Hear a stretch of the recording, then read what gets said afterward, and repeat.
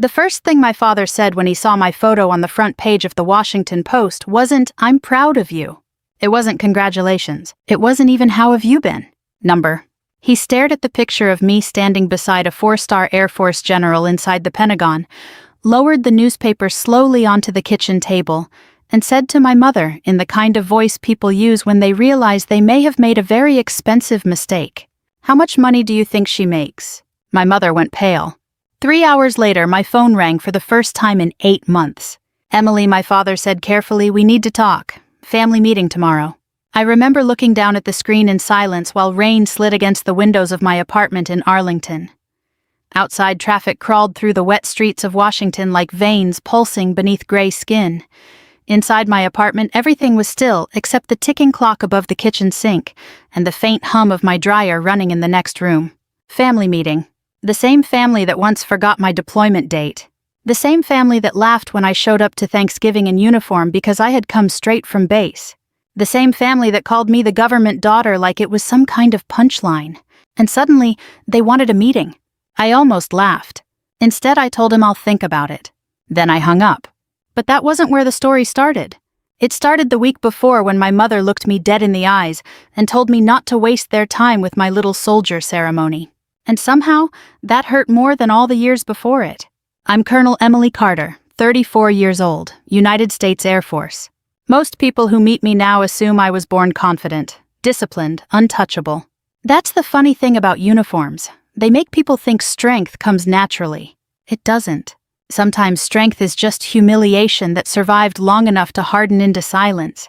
I grew up in Richmond, Virginia, in a family that worshipped appearances. My father, Richard Carter, sold commercial insurance for 30 years and believed success should always be visible. Big house, loud opinions, expensive watch, country club membership. If people couldn't see your importance immediately, he assumed you didn't have any. My older brother Daniel inherited that trait like it was family jewelry. Daniel drove luxury cars he couldn't afford and talked about networking like he was running Wall Street instead of flipping half-empty condo units with borrowed money. My mother adored him. Even when he failed, she described it like temporary genius. "He's ambitious," she'd say proudly. Meanwhile, I joined the military at 19 because college wasn't financially realistic, and because secretly I wanted to leave home before I forgot who I was. My father never forgave me for it.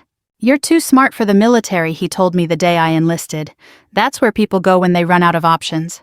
I still remember standing in our driveway with my duffel bag while summer heat rose off the pavement in waves. I wanted him to hug me goodbye. Instead, he checked his watch. That became the pattern of our relationship. Every promotion I earned somehow became smaller when it entered their house. "Captain, that sounds administrative." "Major, so still not a real commander?" "Lieutenant Colonel, I can never keep track of those ranks." And whenever relatives asked what I did, my mother would wave her hand vaguely and say, "Emily works somewhere in military logistics." Somewhere, as if I stocked shelves in a warehouse. What none of them understood was that logistics in the military meant responsibility, pressure, lives. It meant 14-hour days coordinating emergency transport during hurricanes. It meant memorizing supply chains across continents. It meant making decisions while exhausted because people you would never meet depended on you getting things right. But families like mine don't respect invisible labor. They respect status they can brag about at dinner parties. The call about the Pentagon ceremony came on a Tuesday morning while I was reviewing transportation readiness reports at Andrews Air Force Base. I answered expecting another scheduling update. Instead, a senior general's office informed me I'd been selected for a distinguished service recognition tied to Operation Iron Harbor, a multinational emergency deployment mission we'd coordinated the previous year after catastrophic flooding overseas. The operation had nearly collapsed 3 times. For 11 days, I slept less than 20 hours total while managing cargo reroutes, medical airlift coordination, and equipment transfers through 6 different countries. When it was over, nobody outside the military knew my name. That was normal. But now apparently someone high above me had noticed. The ceremony would take place at the Pentagon the following Friday. For almost an hour after the call, I debated whether to invite my parents. I should have known better. Still, some stupid little part of me, the 19-year-old girl standing in that driveway with a duffel bag, wanted them there. Wanted them to finally see me. So that evening I called. My mother answered on the 3rd ring while some television show played loudly in the background. "Emily, everything okay?" I got invited to a recognition ceremony at the Pentagon next Friday, I said carefully. I thought maybe you and Dad would want to come. Silence. Then a small laugh. Not cruel at first. Just dismissive. A ceremony for what? It's for Operation Iron Harbor. Oh. Another pause. Honey, aren't those military events kind of boring? I felt my grip tighten on the phone. It's important to me. Before she could answer, my father's voice echoed faintly in the background. Who is it? Emily. What does she want? She invited us to some military thing. I heard him scoff. Then my mother came back on the line, her tone changing into that familiar sweetness people use when they think they're being reasonable. Emily, sweetheart, you're just a low-ranking soldier. Don't make us waste time driving all the way to D.C. for some meaningless ceremony. Low-ranking soldier. At 34 years old? After 15 years of service? For a second I couldn't speak. Then my father shouted loudly enough for me to hear without speakerphone. Tell her to call us when she becomes a general. My chest tightened so suddenly it almost felt physical. Not anger. Not yet. Something older than anger. Something heavier. I looked around my apartment after the call ended. The framed commendations on the wall, the deployment coins on my bookshelf, the folded flag inside the glass case near my desk. An entire life. And somehow to them I was still a disappointment wearing camouflage. That night I barely slept. By morning something inside me had gone quiet. Not broken. Just finished. Finished trying to earn affection from people who treated love like a performance review. Friday arrived cold and bright. Washington carried that sharp winter air that makes every breath feel cleaner than it really is. Black SUVs lined the Pentagon entrance while officers in dress uniforms crossed the courtyard with measured precision. I stood alone near the security checkpoint adjusting my service jacket while sunlight flashed across the silver eagle on my shoulder. No family. No congratulations. Just me. Oddly enough, that made breathing easier. As I walked toward the entrance, I caught my reflection briefly in the dark glass doors. For the first time in years, I stopped wishing my parents could see what I saw. A woman who had built herself from nothing they ever gave her. And as the Pentagon rose around me like a fortress of steel and history, I quietly told myself something I should have admitted long ago. For once, I was done begging to be seen. The Pentagon has a certain sound when you walk through it in dress uniform. Leather soles against polished floors. Quiet conversations cut short when senior officers pass. The distant hum of security doors opening and closing. Everything controlled. Everything measured. I had spent years inside military facilities, but that morning felt different. Not because I was nervous. Because for the first time in my career, people kept stopping me to say thank you. A colonel from Transportation Command shook my hand outside the corridor leading to the ceremony hall. Heard what you did during Iron Harbor, he said. A lot of people made it home because you kept that operation alive. I nodded politely, but his words stayed with me. A lot of people made it home. That was the thing civilians rarely understood about military logistics. Nobody noticed us when we succeeded. But if we failed, people died quietly and far away from cameras. The ceremony room itself wasn't enormous. No dramatic movie-style ballroom. Just a formal Pentagon conference hall with rows of seats, American flags positioned with mathematical precision, and senior officers moving through the crowd with restrained authority. I found my assigned seat near the front. Colonel Carter. I turned and saw Brigadier General Howard Reeves approaching me with an easy smile. I recognized him immediately. He'd overseen part of the European coordination during Iron Harbor. Sir. At ease, he said softly. You look surprised to be here. A little, sir? He laughed quietly. That means you're probably the right person for the award. Then his expression shifted. Most people in this building know Iron Harbor almost collapsed halfway through.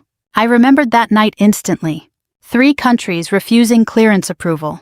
Weather shutting down routes. Medical shipments stranded overseas. 47 minutes from complete operational failure. I had stood in a temporary command room at Ramstein Air Base with bloodshot eyes and coffee-stained paperwork, while half the senior staff argued over protocol. And eventually I'd ignored protocol. I rerouted aircraft without waiting for full authorization. Risked my career. Saved the mission. General Reeves lowered his voice slightly. You made decisions most officers would have been too afraid to make. Sir, I just did my job. No, he said firmly, you did more than that. Before I could respond, another officer approached him and he gave me one final nod before walking away. I sat there afterward staring at the folded program in my lap. For years, my family had reduced my career to jokes about paperwork and uniforms. Meanwhile, strangers inside the Pentagon understood exactly what I had carried. The ceremony began promptly at 10. Medals, citations, formal introductions. Then my name was called. Colonel Emily Carter. I stood, smoothed my jacket instinctively, and walked toward the stage beneath the bright overhead lights. The room blurred slightly around the edges the way it always did during emotionally significant moments. Not panic, just adrenaline narrowing the world. I remember hearing fragments as the citation was read aloud. Exceptional leadership. Critical international coordination. Directly responsible for successful medical evacuation operations. Saved countless civilian and military lives. Then came the handshake. General Thomas Whitaker, 4-Star Air Force Command. A man whose face appeared regularly on national news. He held my hand firmly and looked directly at me before leaning closer. The military needs more officers like you, Colonel. Simple sentence. But after a lifetime of being treated invisible by my own family, those words landed somewhere deep. Cameras flashed. Applause filled the room. And for the first time since I joined the Air Force, I allowed myself one dangerous thought. Maybe I had finally become someone impossible to dismiss.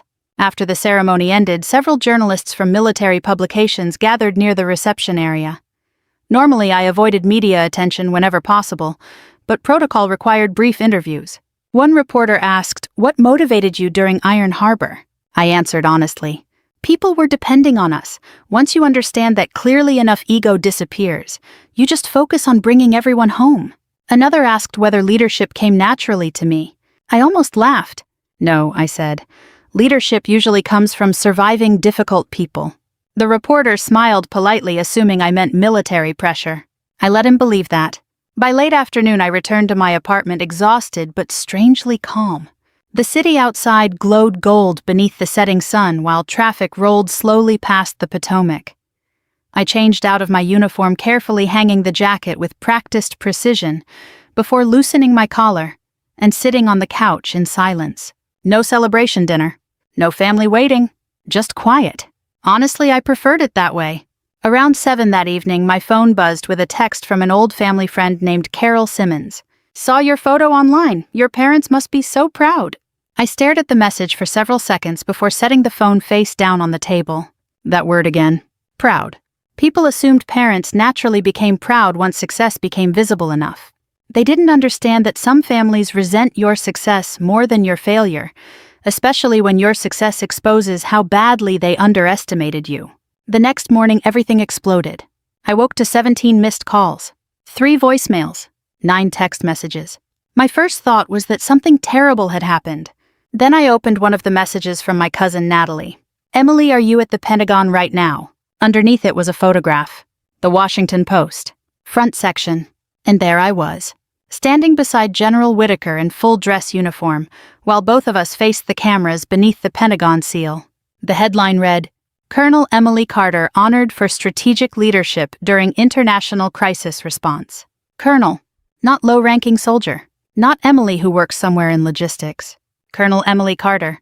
I sat very still at the edge of my bed while sunlight spilled across the hardwood floor. Then my phone rang again. Dad. I let it ring twice before answering. His voice sounded different immediately. Careful. Measured. The way people speak when they suddenly realize they may not fully understand the person on the other end. Emily. Dad. Long pause. We saw the article. I figured. Another pause. Your parents spend your entire childhood teaching you to recognize emotional shifts in their voices. Even after years apart, I could hear everything underneath his silence. Confusion. Embarrassment. Calculation. You never told us, he began slowly. Told you what? That you were, he hesitated, important. I nearly smiled at that word. Important. As if value only became real after newspapers printed it. I tried inviting you to the ceremony. That's not what I mean. Of course it wasn't. Because what bothered him wasn't missing the event. It was discovering other people respected me more than he did. Behind him, I could hear my mother speaking rapidly in the background.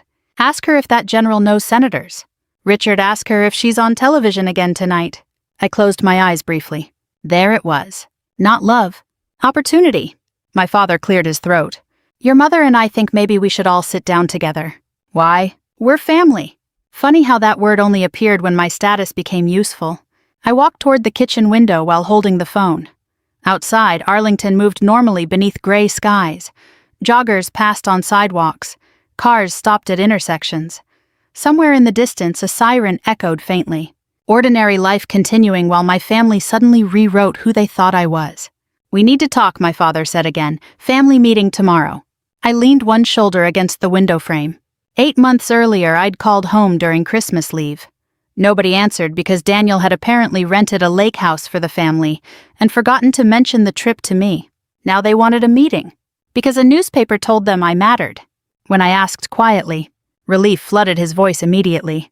"Tomorrow afternoon, 2 o'clock. I'll see if I can make it. Emily," his tone softened carefully, "we're proud of you." The words should have meant something. Instead, they felt late. Very late. After we hung up, I stood motionless in my kitchen for a long time. Then I walked into my spare room and unlocked a small black fireproof box inside the closet. Folders. Financial documents, wire transfer records, medical payment receipts, 12 years of secrets. I carried one black folder back to the kitchen table and opened it slowly. Every hidden thing I'd done for them sat inside those pages. Things they never noticed, never questioned, never thanked me for. And as rain began tapping softly against the windows again, I realized something with absolute clarity. Tomorrow wasn't going to be a reunion. It was going to be an awakening. My parents' house looked smaller than I remembered. Not physically. Emotionally. The white colonial home in Richmond had once felt enormous when I was a child. A place where every room carried rules, expectations, tensions you learned to navigate quietly if you wanted peace. But when I pulled into the driveway the next afternoon, the house suddenly looked like what it really was. A carefully maintained shell full of people terrified of appearances cracking. My father's BMW sat in the driveway beside Daniel's black Range Rover, the one he absolutely could not afford. Fresh mulch had been spread around the flower beds recently. My mother always panic cleaned when she wanted to impress people. Apparently now I qualified as people. I stayed in the car for almost a minute after turning off the engine. Rain clouds hung low over Richmond, heavy and gray, making the neighborhood feel muted. I could see movement through the front curtains. They were watching for me. That alone almost made me laugh. When I was younger, they never watched for me. Not after deployments. Not after training exercises. Not even after my first overseas assignment. But today they were waiting at the window. I stepped out wearing civilian clothes instead of my uniform dark jeans, black coat hair tied neatly back. I'd considered arriving in dress blues, then decided against it. I didn't need the uniform anymore. The newspaper had already done the talking for me. Before I even reached the porch, the front door swung open. "Emily," my mother said brightly. Too brightly. She moved toward me quickly, arms half open, as if we were the kind of family that hugged naturally. I noticed the slight hesitation when I didn't immediately move closer, so she awkwardly touched my arm instead. "You made it." "Looks that way." Behind her, my father appeared in the hallway wearing one of his expensive golf sweaters. Daniel stood farther back near the dining room entrance, holding a coffee mug. All three of them looked at me differently now. Not warmer, just more careful. Like investors studying a stock they may have underestimated. Dad stepped forward first. "You look good." "I'm alive, that usually helps." He forced a chuckle. No one else laughed. The smell inside the house hit me immediately, coffee lemon furniture polish and the faint scent of my mother's vanilla candles. The exact same smell from 20 years ago. Funny how memory works. Sometimes scent travels deeper than emotion. "Come sit," Mom said quickly. I made lunch. Of course she had. Because now there was something to gain from hospitality. We moved into the dining room where the table had been fully set like it was Thanksgiving instead of a tense family meeting nobody wanted to define honestly. Daniel leaned back in his chair with an uncomfortable smile. "So, Colonel Carter." There was teasing in his tone, but weaker than before. I sat across from him calmly. "Still sounds strange when you say it." His jaw tightened slightly. "Good." For years, Daniel had treated me like background noise at family gatherings. He interrupted me, constantly mocked military life, once asked whether I was basically a glorified airport manager. Now suddenly he couldn't maintain eye contact. Dad cleared his throat. "Well, first things first." He folded his hands together. "Your mother and I want to say we're proud of you." There it was again.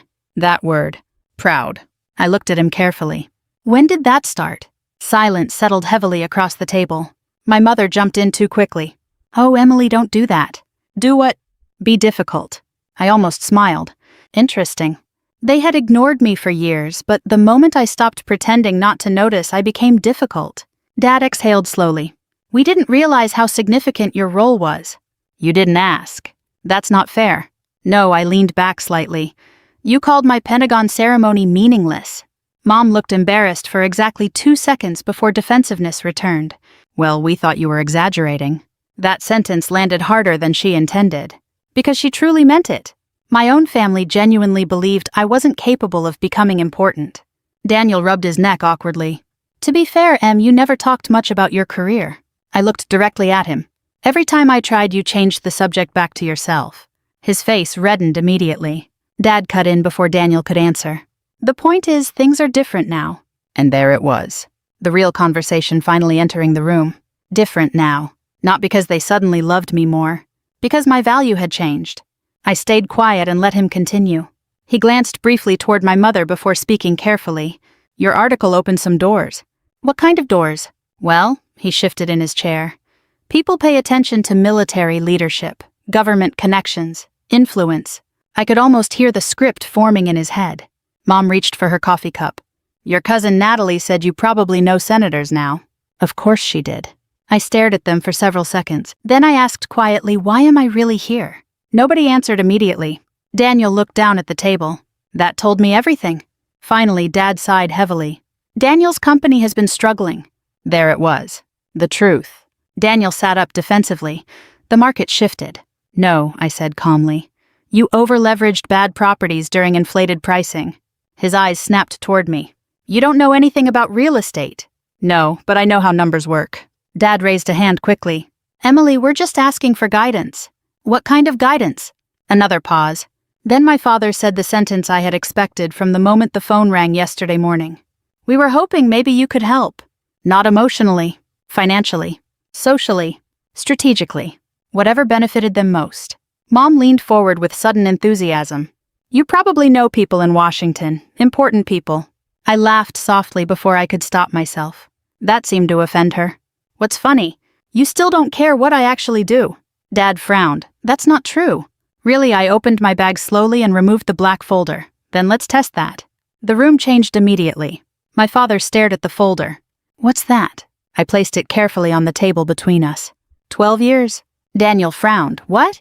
12 years of things none of you noticed. I opened the folder. The first paper was a bank statement.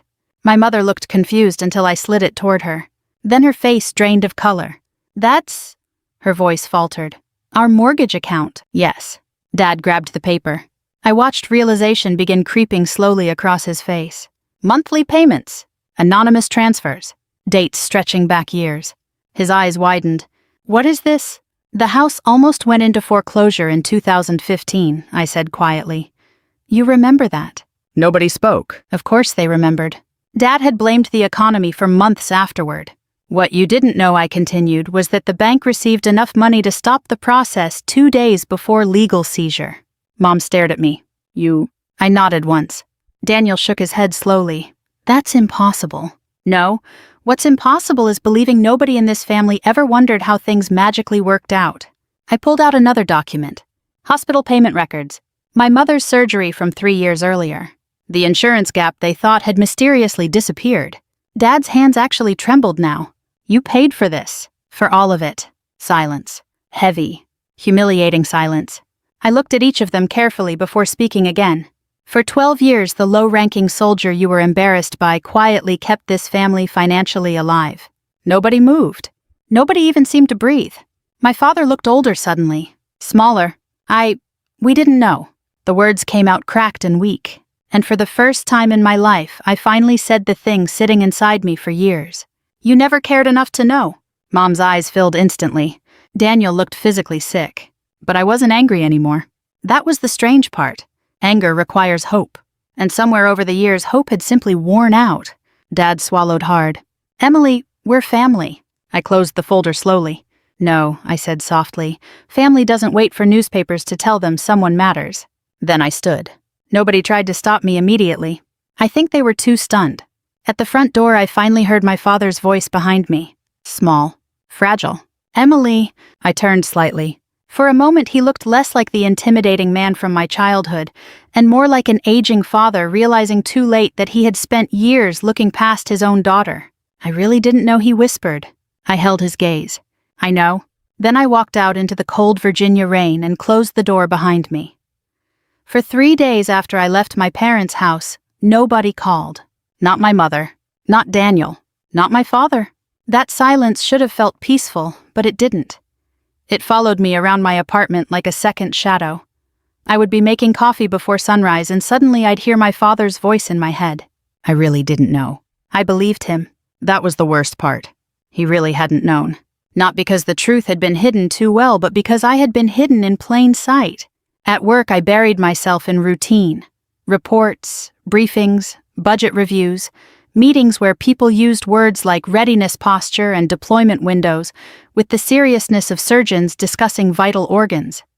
Military life had a mercy to it when the mission started. Your feelings had to stand quietly in the hallway and wait. But they never left. On the 4th day, my phone began vibrating while I was leaving base. Daniel. I watched his name flash across the screen until the call disappeared. Then it came again. And again.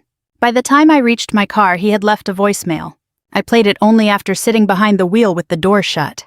Look, I don't know what Dad told you, but things are bad. Really bad. I've got people breathing down my neck, and if this company collapses, Mom and Dad are going to get dragged into it too. I know we've had our issues, but you have connections now. You can make one call. One call, Emily. He paused, breathing hard. Then his voice sharpened. Don't punish everyone just because you're mad. I deleted the message. Not because it didn't hurt. Because it sounded exactly like him. Daniel never asked forgiveness before asking for help. He simply placed his emergency in your lap and acted offended if you refused to carry it. That evening my mother texted, "Honey, your brother is under terrible stress. Please don't turn your back on family now." I stared at the word family until the letters stopped looking real. Family? The same word they used to excuse neglect. The same word they used to demand sacrifice. The same word they never seemed to apply when I was the one standing alone. I didn't answer. A week later, Richard Carter came to Arlington. No warning. No appointment. Just a quiet knock at my apartment door at 7:16 on a Thursday evening. When I opened it, my father stood in the hallway wearing a wool coat and holding his hat in both hands. He looked tired. Not dramatic, not broken in some theatrical way. Just tired like a man who had driven 90 miles with too many thoughts and no good ones. "Emily," he said. I didn't invite him in immediately. He noticed. His eyes lowered for a second. "I know I should have called. Yes, I wanted to see you. I almost said why now, but I already knew why. So I stepped aside." He entered slowly as if crossing into unfamiliar territory. In a way he was. My father had never visited my apartment before. He had never asked what it looked like, never wondered where I spent my evenings, never seen the life I built after leaving his house. His eyes moved across the room. The framed commendation near the bookshelf. The photograph of my unit in Germany. The folded flag in the glass case that belonged to Master Sergeant Elaine Brooks, my first mentor who died of cancer 5 years after retirement and had no children of her own. She'd left it to me because, in her words, I was stubborn enough to understand what it meant. Dad stopped in front of that case. Whose flag? Someone who treated me like family. The sentence landed quietly, but I saw it hit him. He looked away. For a while, neither of us spoke. I made coffee because silence needed something ordinary inside it. My father sat at my small kitchen table, hands wrapped around the mug, though he didn't drink. "This is a nice place," he said finally. "It's mine." He nodded. I knew he heard the second meaning. Mine, not yours, not Daniel's, not something I built to impress you. "I drove past the Pentagon on the way here," he said. I'd never been that close. I leaned against the counter. "It's just a building." "No," he said quietly, "it isn't." That surprised me. He stared into his coffee like the answer might be floating there.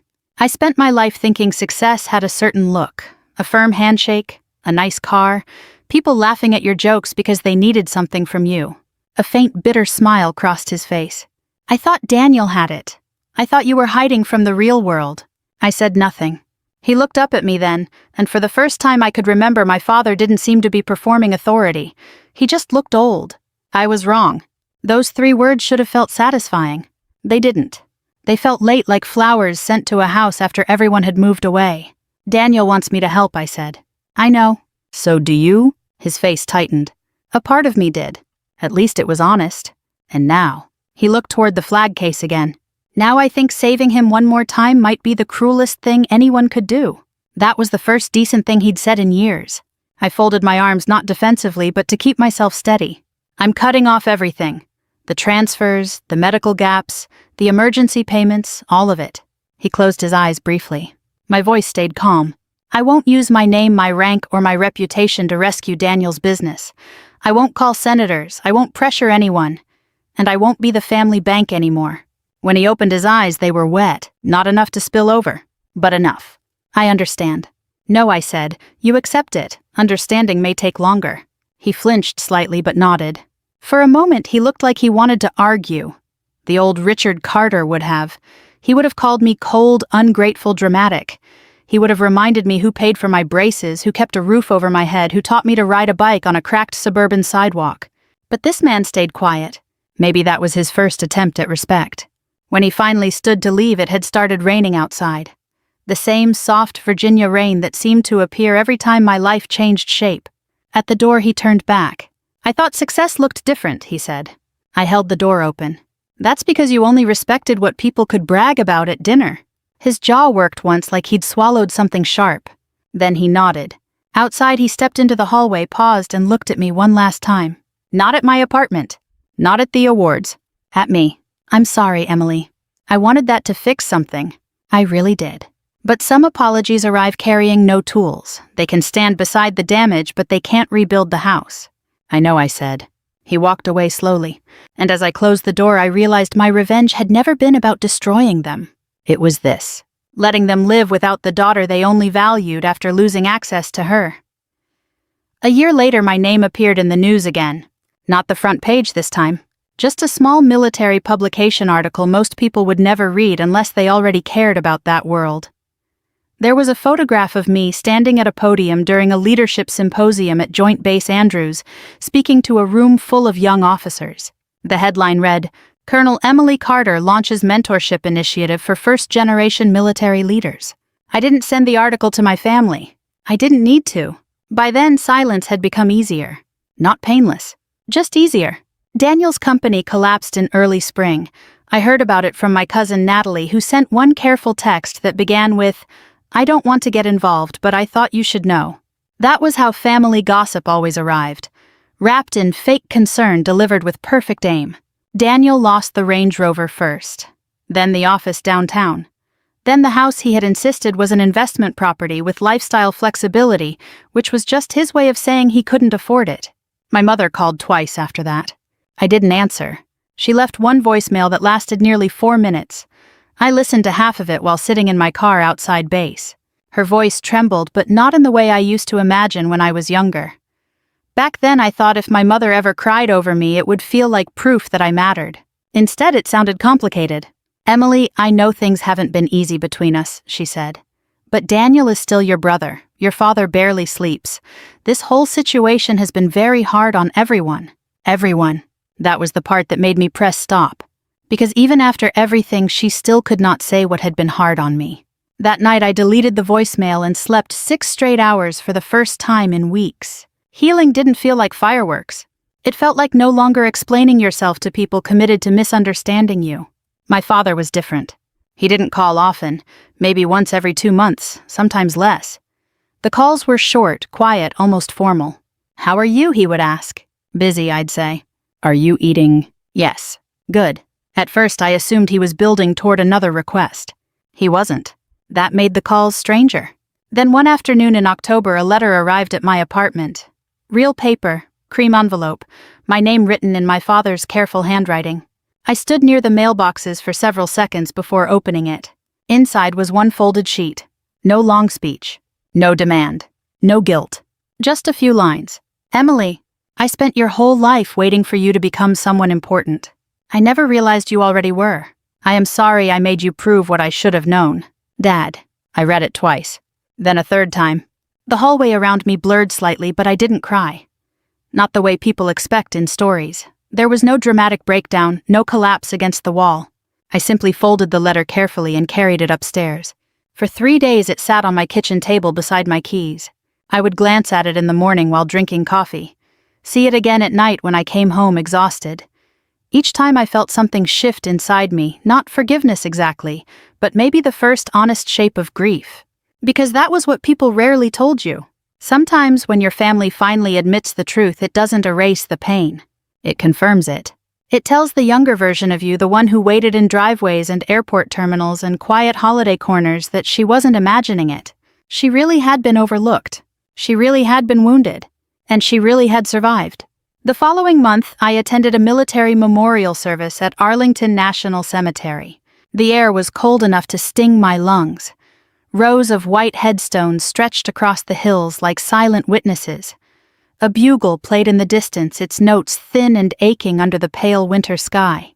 After the service, a young lieutenant approached me near the path. She couldn't have been more than 24. Dark hair pulled into a strict bun, dress uniform immaculate, eyes trying very hard not to look lost. "Colonel Carter." "Yes," she swallowed. "I heard you speak at Andrews, about leading when your family doesn't understand your service." I waited. Her hands tightened around her gloves. "My father thinks I'm wasting my life." There it was, the same old wound wearing a younger face. I looked at her, and for a moment I saw myself at 19 standing in my parents' driveway, with a duffel bag waiting for a hug that never came. So I said the thing no one had said to me then. Your life does not become smaller because someone else refuses to recognize its size. Her eyes filled, but she nodded quickly, trying to stay composed. I smiled gently.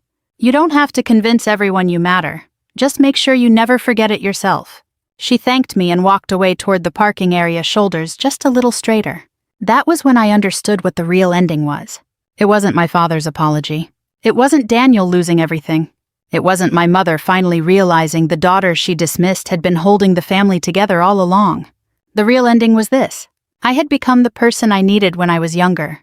And maybe that was better than revenge. Months later, my father asked if he could attend one of my public ceremonies. I thought about saying no. The old part of me wanted to. But another part, older and calmer now, understood that boundaries didn't always require locked doors. Sometimes they required open doors with clear lines painted on the floor. So I said, you can come, but you come as a guest, not as someone owed a place. He was quiet for a moment. Then he said, I understand. This time I believed he was beginning to. At the ceremony, he sat in the second row, alone. No mother, no Daniel, no performance. When my name was called, I walked across the stage beneath the bright lights, accepted the citation, shook hands with another general, and turned toward the audience. My father was standing, not clapping wildly, not trying to draw attention, just standing straight, one hand pressed over his heart. For once he saw me, just not soon enough to be the reason I became strong, and maybe that was okay. Because I had stopped needing my family to prove my worth. I had already lived it. If this story touched something in you, I'd like to hear from you. Tell me in the comments where you're watching from and whether you've ever had to become strong without the support you deserved. There are more stories like this waiting for you every day, so subscribe and stay with us for the next one. Sometimes the people who were overlooked the longest are the ones with the most powerful stories to tell.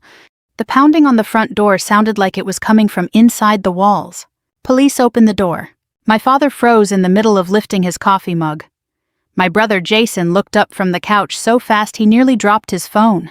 The television was still running some sports commentary in the background, loud enough to make the silence afterward feel sharp. Then came another bang. Mr. Frank Carter, open the door now. I stood near the kitchen doorway in my gray army sweatshirt, saying nothing. The smell of stale beer still lingered from the night before. My father slowly turned his head toward me, and for the first time in years, I watched uncertainty crawl across his face. What did you do? He whispered. I didn't answer, because 24 hours earlier he had stood in this same kitchen smiling, while he told me he had sold the military medal my grandfather gave me before he died. A medal that carried 30 years of sacrifice. A medal soaked in history. A medal that never belonged to him. He had laughed when I stared at the empty wooden box in my hands. Family sacrifices for each other, he'd said. Then he took another sip of whiskey, like what he'd done was normal. Like betrayal was some kind of parenting style. Another violent knock shook the door. Jason stood up now, panic already rising in his voice. Dad, why are cops here? But my father kept staring at me, and slowly the smile disappeared from his face. Because after 34 years of being the quiet daughter, the dependable one, the one who cleaned up everybody else's disasters. I had finally stopped sacrificing myself for this family, and my father had no idea what that was going to cost him. When I first came home from Kuwait, people kept telling me how lucky I was. You finally get to rest. Bet it feels good being home. Your father must be proud. That last one always sat strangely in my chest, because pride was never something my father gave freely, especially not to me. My brother Jason got pride. Jason got excuses. Jason got second chances, third chances, fourth chances. Jason got celebrated for surviving disasters he created himself. I got expectations. I pulled my truck into my father's driveway 3 weeks before everything exploded.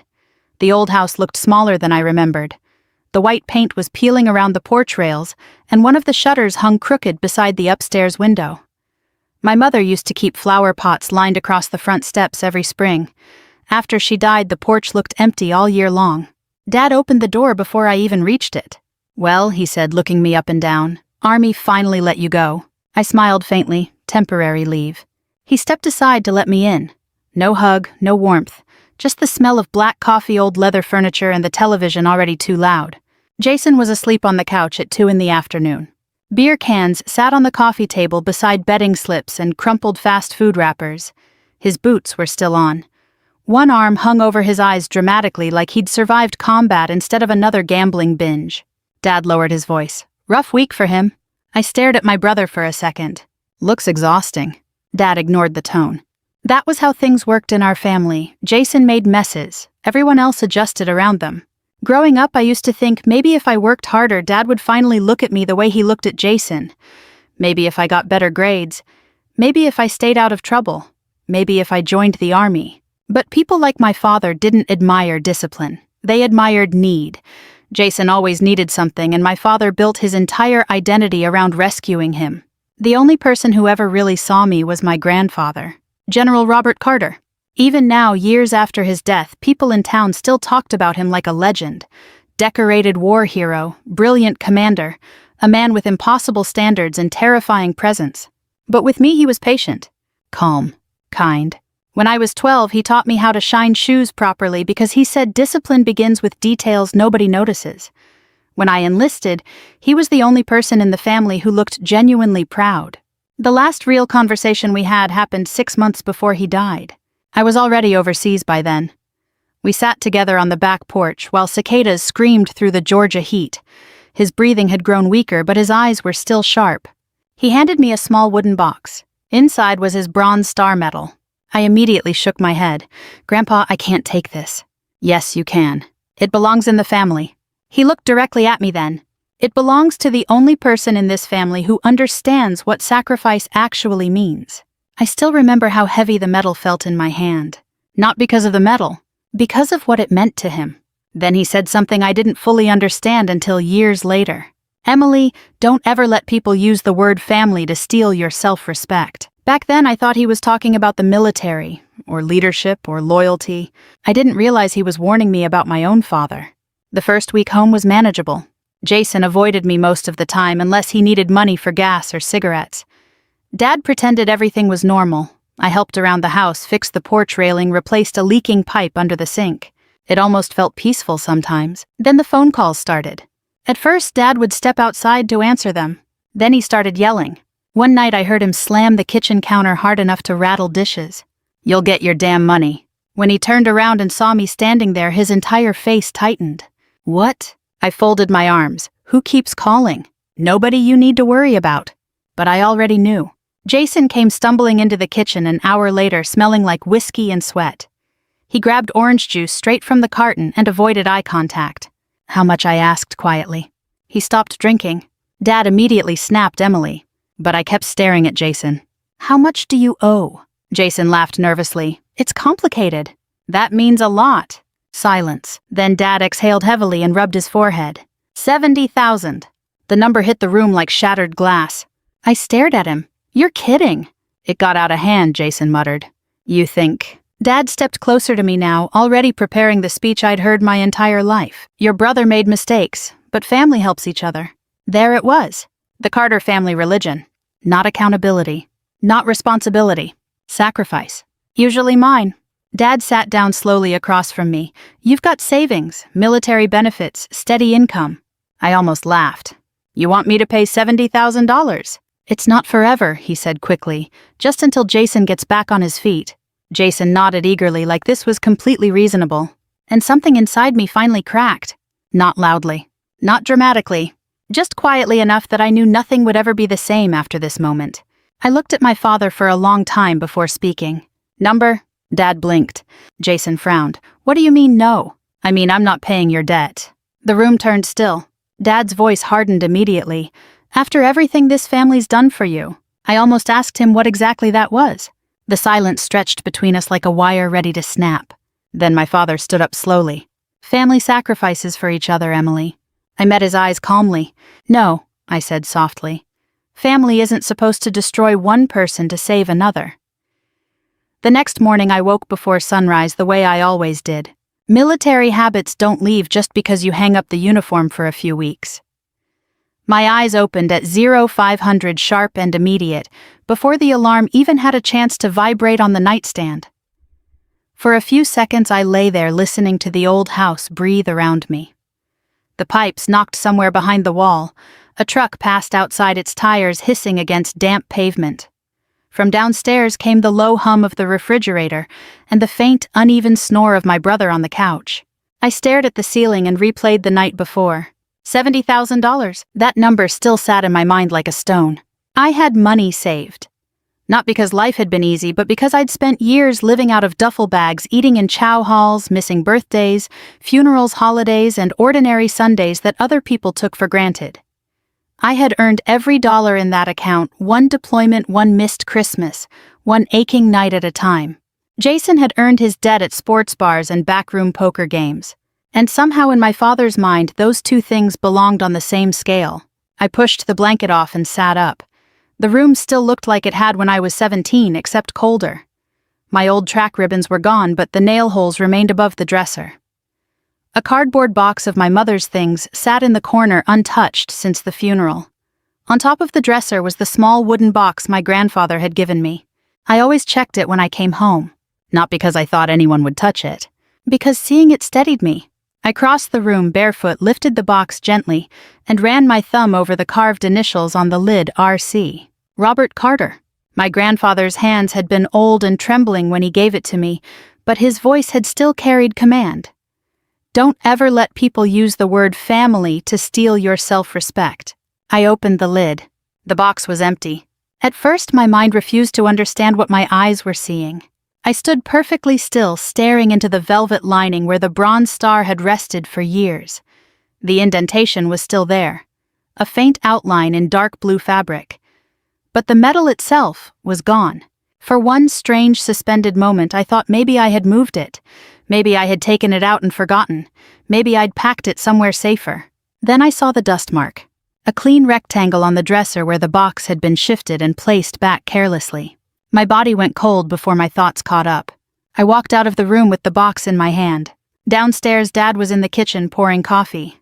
Jason was awake too, hunched over the table with bloodshot eyes, scrolling through his phone like a man waiting for a verdict. Dad saw the box first. Then he saw my face. He didn't look surprised. That told me everything. Where is it? I asked. Jason glanced up, then looked away fast. Dad took a sip of coffee. Morning to you too. Where is it? He set the mug down with exaggerated patience, like I was a child making noise before breakfast. Emily, lower your voice. I stepped into the kitchen. The house smelled like burned coffee and old grease. Morning light cut through the blinds in thin yellow stripes across the table. Jason's knee bounced under it. I held up the box. Where is my grandfather's medal? My father sighed. Not guilty. Not ashamed. Annoyed. I sold it. The words landed so cleanly, so simply that for a second I didn't move. Jason kept staring at his phone. I heard the clock above the stove tick once. Then again. You what? Dad leaned back against the counter. I sold it. My fingers tightened around the edge of the box. That wasn't yours. It was in my house. It was mine. It was your grandfather's, he corrected sharply. And before you start acting dramatic, he was my father. I stared at him. I had seen men lie under pressure. I had seen soldiers panic. I had seen commanders make terrible decisions and still try to stand tall afterward. But this was different. This was a man who had convinced himself that theft was leadership. "You sold a military decoration," I said slowly, "that was legally given to me." Dad waved his hand. "Don't start with all that legal nonsense. Some collector offered good money for it." "How much?" He hesitated. That hesitation hurt almost as much as the act itself. "How much?" I repeated. 12,000. I laughed once, but there was no humor in it. "You sold my grandfather's bronze star for $12,000. Jason muttered. "It helped." I turned on him. He shrank slightly, but not enough. "It helped," I said. "You owed $70,000 and he sold the one thing Grandpa left me so you could cover what interest?" Jason's face reddened. "You don't know what kind of pressure I'm under." "No," I said. "I know exactly what pressure is. Pressure is calling home from a desert base and pretending you're fine so your family doesn't worry. Pressure is standing in formation beside an empty pair of boots. Pressure is earning something you can't buy." Dad slammed his mug down. "That's enough." But I wasn't looking at him anymore. I was looking at the empty box. I could feel my grandfather's absence in it. That was the only way I can describe it.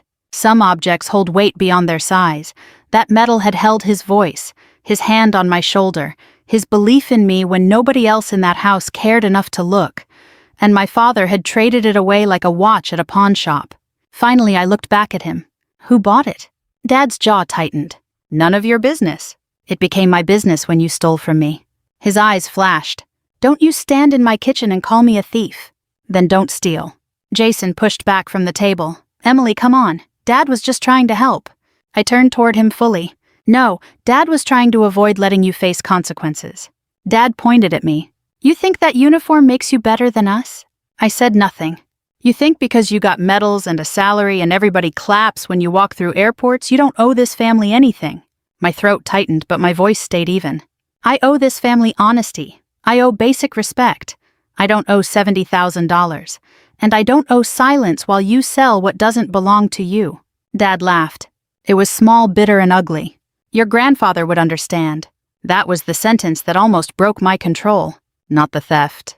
Not the money. That. I stepped closer until only the kitchen table stood between us. "Don't use him to justify this." Dad folded his arms, suddenly looking pleased that he had found the wound. "He knew what sacrifice meant. Maybe you forgot." I watched him smile. Then he said it. "Sacrifice is part of family." Jason looked relieved, like the phrase had settled everything. Dad lifted his coffee again. But I just stood there. No yelling. No crying. No trembling. Something very quiet opened inside me, and for the first time in my life, I did not feel like his daughter. I felt like a witness. I closed the empty box. The sound was soft, but both of them heard it. Dad frowned. "What are you doing?" I turned and walked toward the hallway. "Emily."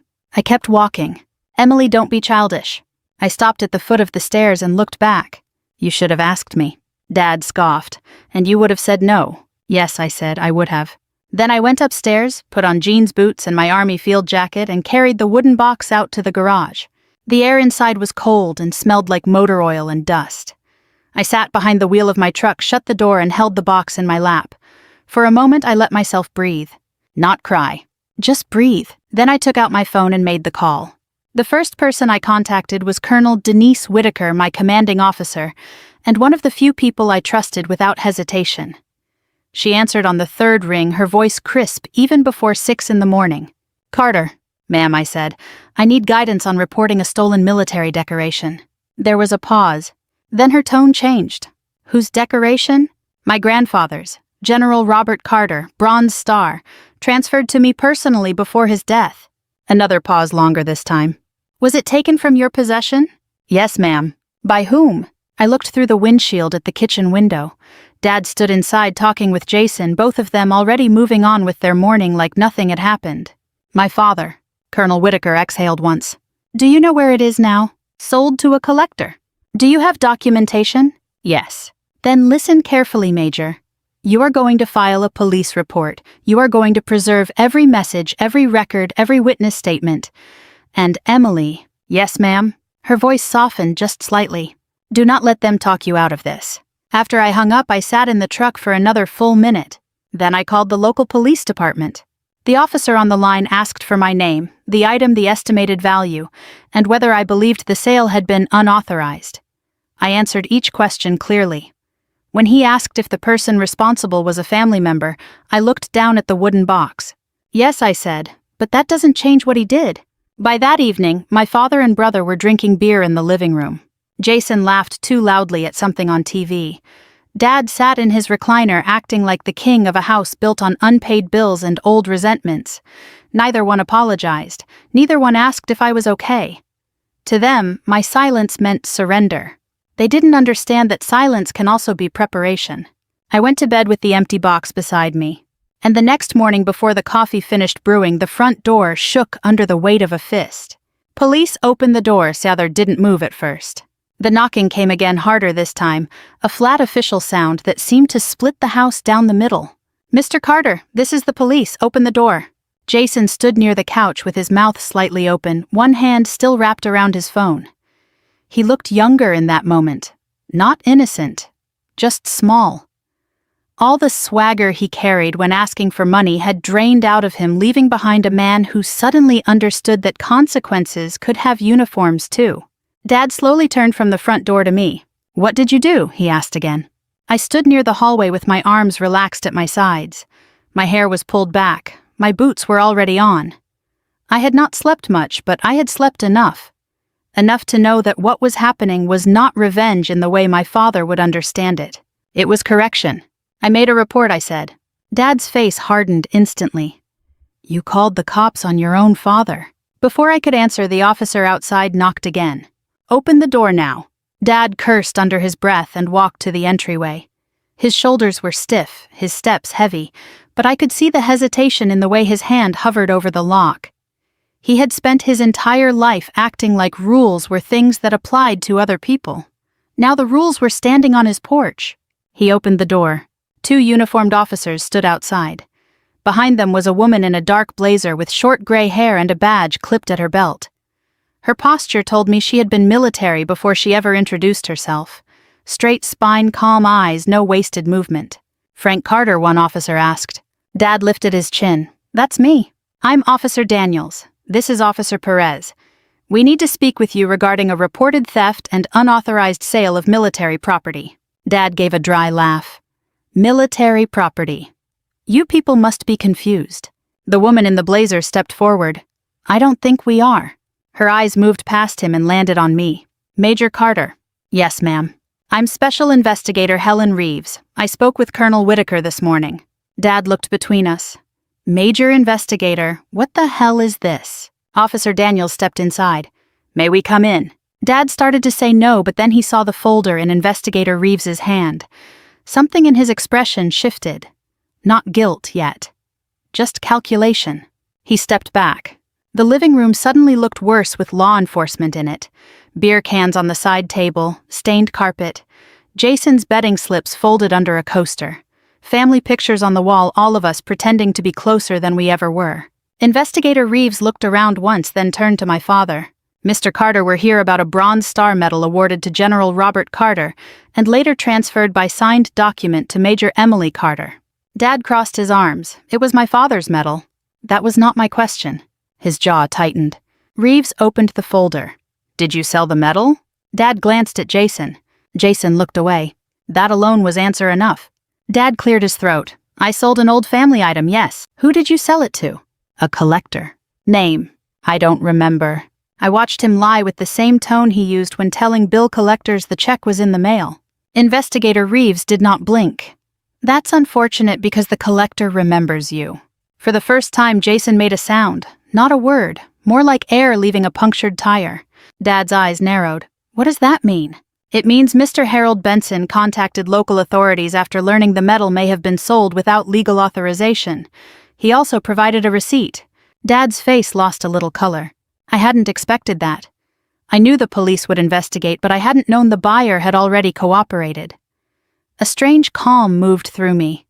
Not joy, not satisfaction, just the steady feeling of a door locking behind the truth.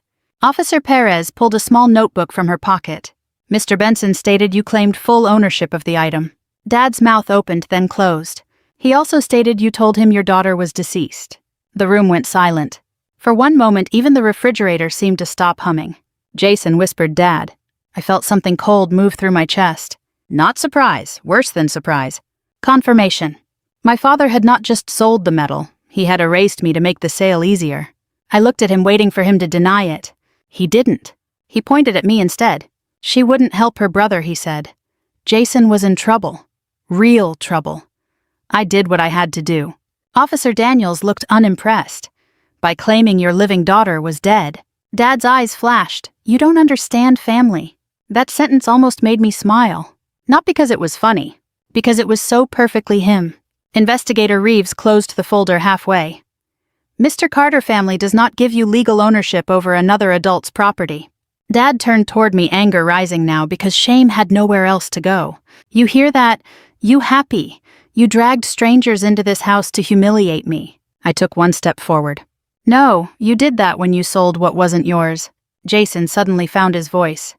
Emily, come on. This is insane. We can fix this. Just tell them it was a misunderstanding. I looked at my brother. His hair was messy. His hands shook slightly. He had always been able to become pitiful at exactly the right moment, like a child holding up a broken toy he had smashed himself. A misunderstanding, I asked. He nodded too quickly. Yeah, Dad didn't mean anything bad. He was trying to help me. And that has always been the problem. Jason frowned. I turned to the officers, then back to my father and brother. For years, everything in this family has been renamed to protect Jason. Gambling became stress. Lying became panic. Stealing became sacrifice. And me paying for it became love. Dad barked enough. But I didn't stop. When Jason needed rent, I paid it. When his truck got repossessed, I helped get it back. When Mom was sick and you said you couldn't handle bills alone, I sent money from overseas. I missed her last good Thanksgiving because I was deployed, and still somehow I was the selfish one. My voice did not rise. That made it worse for them. Because every word landed clean. Jason stared at the carpet. Dad's breathing grew heavier. You trained me to believe being a good daughter meant bleeding quietly, I said. But I am not bleeding for this anymore. Investigator Reeves watched me with an expression I couldn't read. Then she turned to my father. Mr. Carter, we need the full details of the sale. Depending on the documentation and intent, this may involve theft, fraud, and filing a false ownership claim. Dad suddenly looked at Officer Daniels. Am I being arrested? Not at this moment, Daniels said, but you are being asked to cooperate. At this moment, Jason repeated weakly. Officer Perez's gaze moved to him. And we'll need to discuss the financial circumstances connected to the sale. Jason swallowed. That was when he understood this was no longer only about the metal. The debt was no longer hidden inside family walls. The calls, the threats, the money, the lies, all of it had stepped into daylight. Dad gripped the back of his recliner. This is a family matter. Investigator Reeves's face remained calm. No, Mr. Carter. It stopped being only a family matter when you sold a military decoration using false information. Then she looked at me. And when the rightful owner chose not to stay silent. For a few seconds, no one spoke. Rain had started outside, tapping softly against the windows. The house smelled of coffee left too long on the burner. Somewhere in that quiet, I remembered my grandfather sitting on the porch telling me that honor was not loud. It was what you did when nobody else wanted the truth spoken. Dad looked at me then, not as his daughter, not as someone he could order around, but as a person with rank records rights and a spine he had mistaken for silence. His mouth twisted. You think your grandfather would be proud of this? Before I could answer, Investigator Reeves did. I never met General Carter personally, she said. But my father did. Iraq, 2004. He told me General Carter pulled 3 men out of a burning convoy and refused to leave until every soldier was accounted for. My father blinked. Reeves held his gaze. My father said he was the kind of man who knew the difference between sacrifice and exploitation. The words settled over the room like a verdict. Dad looked away first.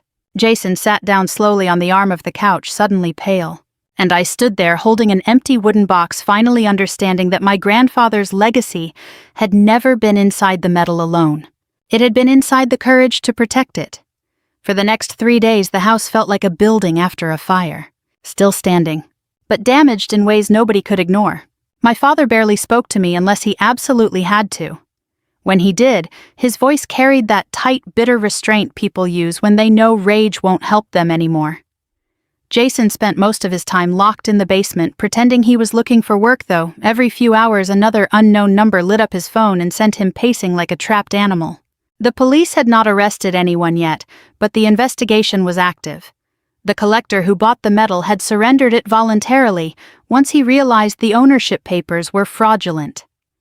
Investigator Reeves informed me it would remain in evidence temporarily before being returned. My father called that government nonsense. I called it accountability. But beneath the tension, something else had begun happening inside that house. Fear. Not loud fear. The quiet kind. The kind that settles into the walls when people realize old family patterns no longer work. Dad couldn't order me around anymore. Guilt no longer moved me. Silence no longer protected him. And for the first time in his life, he didn't know how to control the situation. On the fourth morning, I found him sitting alone at the kitchen table before sunrise. No television. No coffee. Just him staring at a stack of overdue bills under the yellow light above the stove. He looked older than he had a week earlier. Not physically. Spiritually? Like something foundational inside him had started collapsing. I moved toward the coffee maker quietly, but his voice stopped me. You think you won. I kept my back turned while pouring coffee. This isn't about winning. That's easy to say when everybody's treating you like some hero. I looked over my shoulder. No one's treating me like a hero. He gave a dry laugh. That investigator practically saluted you. She respected the truth. Dad shook his head slowly. No, he muttered. She respected the uniform. That sentence stayed with me longer than I expected. Because part of me knew he believed it. My father had spent his whole life dismissing things he didn't understand. Discipline, boundaries, emotional restraint. To him, authority only mattered when it served him directly. The army represented everything he secretly resented: structure, accountability, consequences. And maybe deep down he hated that I belonged to something bigger than this family. I took my coffee to the table and sat across from him. The rain from yesterday had left the windows fogged pale gray. Somewhere outside, a lawnmower started in the distance. Dad rubbed a hand across his jaw. Jason's scared. I stared at him. Not because the statement surprised me. Because even now, after everything, Jason was still the center of gravity in his mind. What about you? I asked quietly. He frowned slightly. What about me? Are you scared? For a second, his eyes flickered. Then pride sealed the crack shut. I'm angry. Of course he was. Anger was easier than guilt. Before I could answer, headlights swept across the kitchen wall through the window. A black sedan pulled slowly into the driveway. Dad stiffened immediately. A minute later, there was a knock at the door. Not police this time. Measured, professional. I opened it to find a tall man in a navy overcoat carrying a leather briefcase. Major Carter. Yes. He offered a polite nod. My name is Walter Green. I was General Robert Carter's attorney. Everything inside me went still. Behind me, I heard my father stand up sharply. Green stepped inside, carefully removing rain from his glasses with a folded handkerchief. He looked to be in his late 60s, silver-haired and composed in the way old attorneys often are when they've spent decades watching families tear themselves apart over inheritance.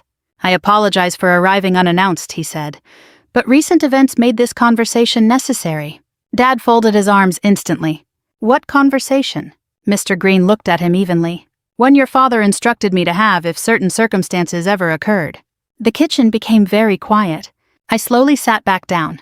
Green opened his briefcase and removed a thick sealed envelope.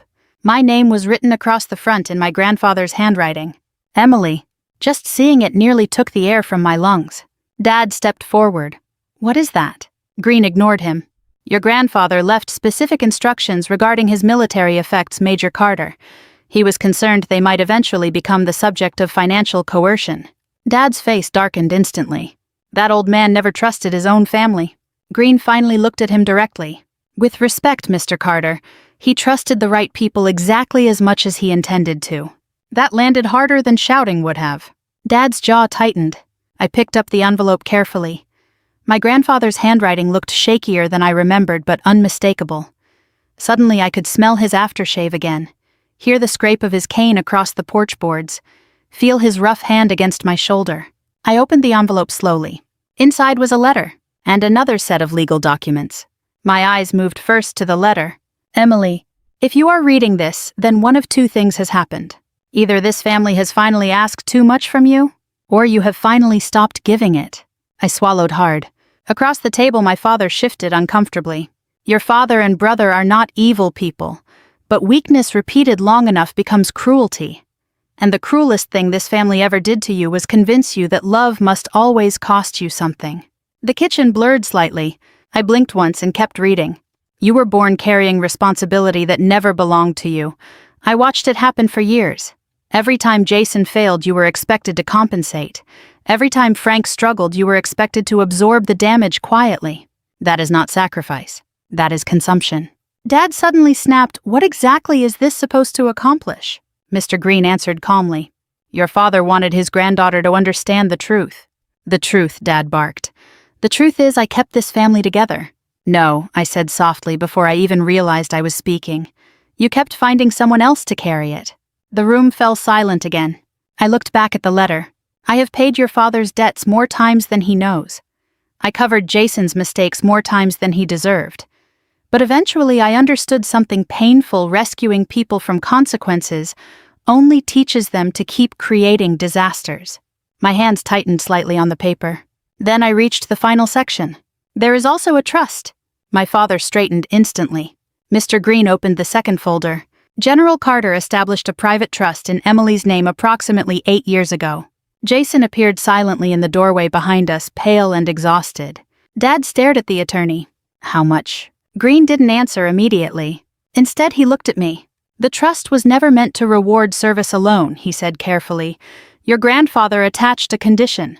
I frowned. "What condition?" Green's expression softened slightly. "That the funds only transfer fully once you demonstrated the willingness to stop sacrificing your own stability to sustain destructive family patterns." My father let out a sharp laugh. "You've got to be kidding me." But Mr. Green slid the documents across the table anyway.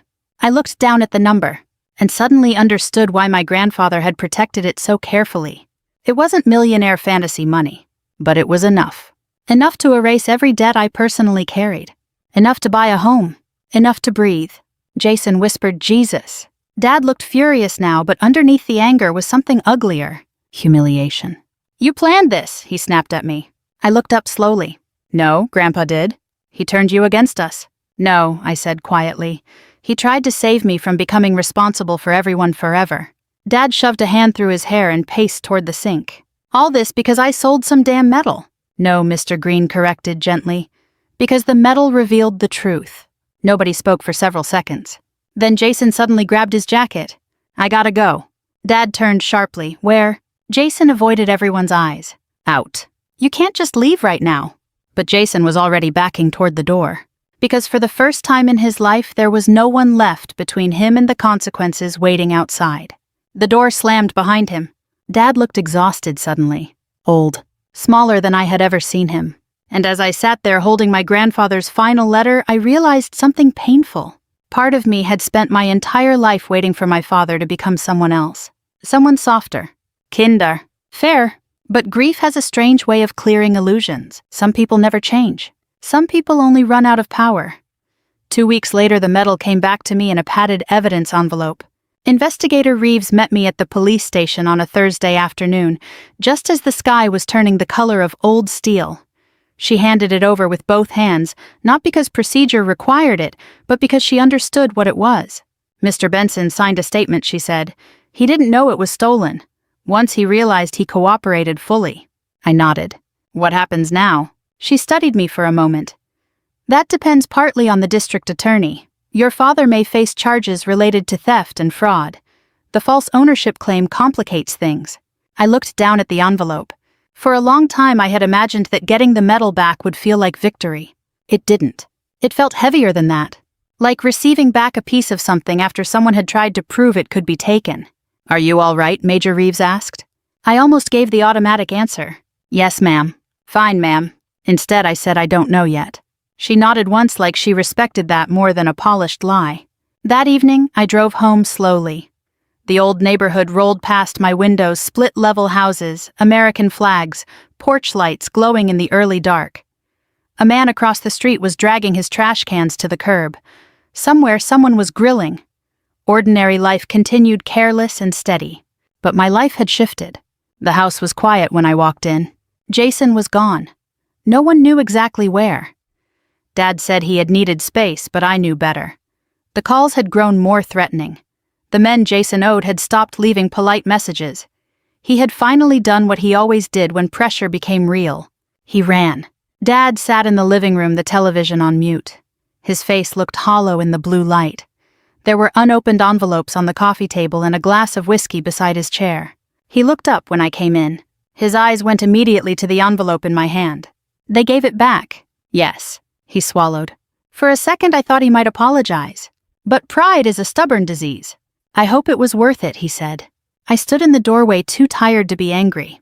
That's what you still don't understand, I said. You think this was about punishing you. What else would it be about? I walked to the mantel where an old photograph of my grandfather still stood in a tarnished frame. He was younger in the picture, wearing dress blues, his posture straight, his expression severe. But I remembered the man behind the portrait, the one who slipped peppermints into my coat pocket, the one who watched my track meets even when his knees hurt too badly to climb the bleachers. I opened the envelope and held the medal carefully in my palm. It caught the lamplight in a muted bronze glow. This was about stopping you, I said. Dad's face tightened. Stopping me. Yes, stopping you from deciding that my life, my money, my memories, and my boundaries were all available whenever Jason needed saving. His mouth opened, but no words came. I placed the medal on the mantel beside Grandpa's photograph. For a moment the room felt almost sacred. Then Dad spoke lower this time. I was trying to keep this family together. I turned back to him. No, Dad. You were trying to keep a system together, one where Jason destroys you, excuse, and I repair. He flinched, but I kept my voice calm. I know you loved Mom. I know losing her broke something in you. I know Jason scared you because he was weak in ways you didn't know how to fix. I know maybe helping him made you feel like you still mattered. His eyes reddened slightly. But you turned me into the price. The words sat between us. He looked away first. For the first time I saw not a monster, not a villain, not the giant shadow I had spent years trying to outrun. I saw an aging man who had confused control with love for so long that he no longer knew how to separate them. That did not make what he did acceptable. It only made it sadder. A few days later he came to see me at the small rental house I had taken near base. I had moved out quietly before dawn with 2 duffel bags, my documents, my grandfather's letter, and the medal locked safely in a case. Dad stood on my porch wearing the same brown jacket he had worn to my mother's funeral. He looked uncomfortable there, like a man visiting a country where he didn't speak the language. Can I come in, he asked. I hesitated. Then I stepped outside and closed the door behind me. His face changed when he understood. He wasn't getting access just because he was my father. Not anymore. We stood under the porch light while cold wind moved through the trees. He cleared his throat. Jason called. I said nothing. He's in Tennessee, I think, said he needs help. I watched him carefully. And Dad's jaw worked. I told him I couldn't. That surprised me more than I wanted it to. He looked down at his hands. First time I ever said it. For a moment I saw the cost of it in his face. Not enough to erase the past, not enough to undo the theft, but enough to prove that even men like my father could feel the edge of truth when it finally cut deep. I'm glad, I said softly. His eyes lifted. Does that change anything between us? I took a breath. The answer hurt. Number. He nodded slowly like he had expected it and still hoped he was wrong. I don't know how to fix this, he said. You don't fix it by asking me to come back. I know. You don't fix it by needing forgiveness before you've changed. His shoulders dropped. I know. The wind moved again, carrying the faint smell of pine and distant rain. Then he asked the question I had feared. Can you forgive me? I looked past him toward the dark street. For years I had believed forgiveness meant opening the door again, answering the call, sending the money, pretending the wound had closed because everyone else was tired of looking at it. But that night I finally understood something my grandfather had tried to teach me. Forgiveness is not permission, and peace does not require returning to the place that broke you. I'm working on letting go of what you did, I said, but I'm not giving you my life back. Dad closed his eyes briefly. When he opened them, he looked older. I'm sorry, Emily. It was the first real apology I had ever heard from him. No explanation, no accusation, no but, just sorry. I nodded once. Not acceptance, not rejection, just acknowledgement. Then I went back inside and locked the door. Months later, I stood in my new home wearing my dress uniform before a memorial dinner honoring my grandfather's service. The medal rested in a glass case on the wall beside his letter, not hidden in a drawer, not waiting for someone else to decide its worth. Protected. I touched the glass lightly before leaving. For the first time in my life, I did not feel guilty for having peace. I did not feel selfish for having boundaries. And I did not feel cruel for refusing to pay the debts of people who had mistaken my love for an open bank account. My grandfather once told me that honor was not something pinned to your chest. It was something you defended when the people closest to you tried to convince you it was negotiable. He was right. Some families will call your silence loyalty. Some will call your suffering love. Some will steal from you, then accuse you of betrayal when you finally protect yourself. But the day you stop handing them the knife is not the day you become heartless. It is the day you come home to yourself. If this story touched something in you, tell me in the comments where you're watching from and whether you've ever had to choose peace over family pressure. There are more stories like this coming every day, so subscribe and stay with us. Sometimes the strongest revenge is not destroying the people who hurt you. Sometimes it is simply walking away with your dignity still intact. The moment my brother looked across the lawyer's office and smirked at me, I knew he believed he had already won. He leaned back in our father's chair like he owned the entire town, one arm stretched across the polished wood table, while relatives sat around him pretending not to stare at me. I still had dust on my army boots from the flight home. I hadn't even unpacked my duffel bag yet. Daniel smiled slowly and said, "Guess all that military training should help you survive on the streets." A couple of my cousins laughed under their breath. Then he slid the house keys into his pocket. I remember the exact sound they made. Metal against denim. Like a prison door closing. I stood there in the same black dress I'd worn to bury both my parents 3 days earlier, staring at the only family I had left, and realizing none of them intended to stop him. Then the lawyer cleared his throat, and everything changed, because my father had left behind one final secret. And before that meeting was over, my brother would collapse right onto the hardwood floor. But 3 days earlier, I still believed grief was the worst pain a person could survive. I had no idea what waited for me when I came home. The town looked smaller than I remembered. That was the first thing I noticed driving past Miller's gas station and the faded diner near Route 16. The old water tower still leaned slightly to one side, and the church bell still rang every hour like it had when I was a little girl. Everything looked frozen in time, except me. I'd spent 16 years in the Army. Most of my adult life had been measured by deployments, training schedules, sandstorms, aircraft engines, and the sound of boots hitting concrete before sunrise. Overseas time moved violently. Back home, it barely moved at all. Rain streaked across my windshield as I drove toward the family house for the first time since the funeral. My parents were gone. Even thinking those words still felt unnatural. My mother had died first after a long fight with heart disease. My father followed 11 days later. The doctors called it a stroke, but deep down I think his heart simply stopped seeing a reason to keep going. I parked beside the familiar white fence and sat there gripping the steering wheel. The porch light was on. For one stupid second, my brain tried convincing me Mom might still open the front door with a dish towel over her shoulder, asking why I looked so thin. Instead, Daniel opened it. My older brother filled the doorway with that same heavy posture he'd had since high school football made him believe size alone could intimidate people. He crossed his arms when he saw me. "You finally made it," he said. No hug. No warmth. Just accusation. I got here as fast as I could. "Funeral's over." The words hit harder than I expected. Rain tapped against the truck roof while I stared at him. "I know." Daniel shrugged. "People have jobs, lives. They couldn't wait around forever." I climbed out carrying my duffel bag. My knees ached from 20 hours of travel and too many years jumping in and out of military vehicles. Every muscle in my body felt older than 42. The moment I stepped inside the house, something felt wrong. The living room had been rearranged. Mom's piano was gone. The framed military photo my father kept above the fireplace had disappeared too. I stopped cold. "Where's Mom's piano?" Daniel walked into the kitchen without answering. "Sold it." I stared after him. "What?" "She wasn't using it anymore." My stomach tightened. That piano had belonged to our grandmother. Mom used to play old gospel songs on Sunday mornings while Dad drank coffee and read the paper. "You sold it already." Daniel opened the refrigerator. "We need money." He shut the fridge harder than necessary. "I paid for everything around here while you were off playing soldier." There it was. The same resentment that had followed me my entire life. When I enlisted at 22, Daniel called it selfish. When I deployed overseas, he said I cared more about strangers than family. When Dad proudly hung my military portrait in the hallway, Daniel stopped visiting for nearly 2 months. Nothing I ever did could erase the fact that our father respected me. And Daniel hated me for it. I carried my bag upstairs slowly. The hallway smelled faintly of dust and old wood polish. But even up there, pieces of my parents were already disappearing.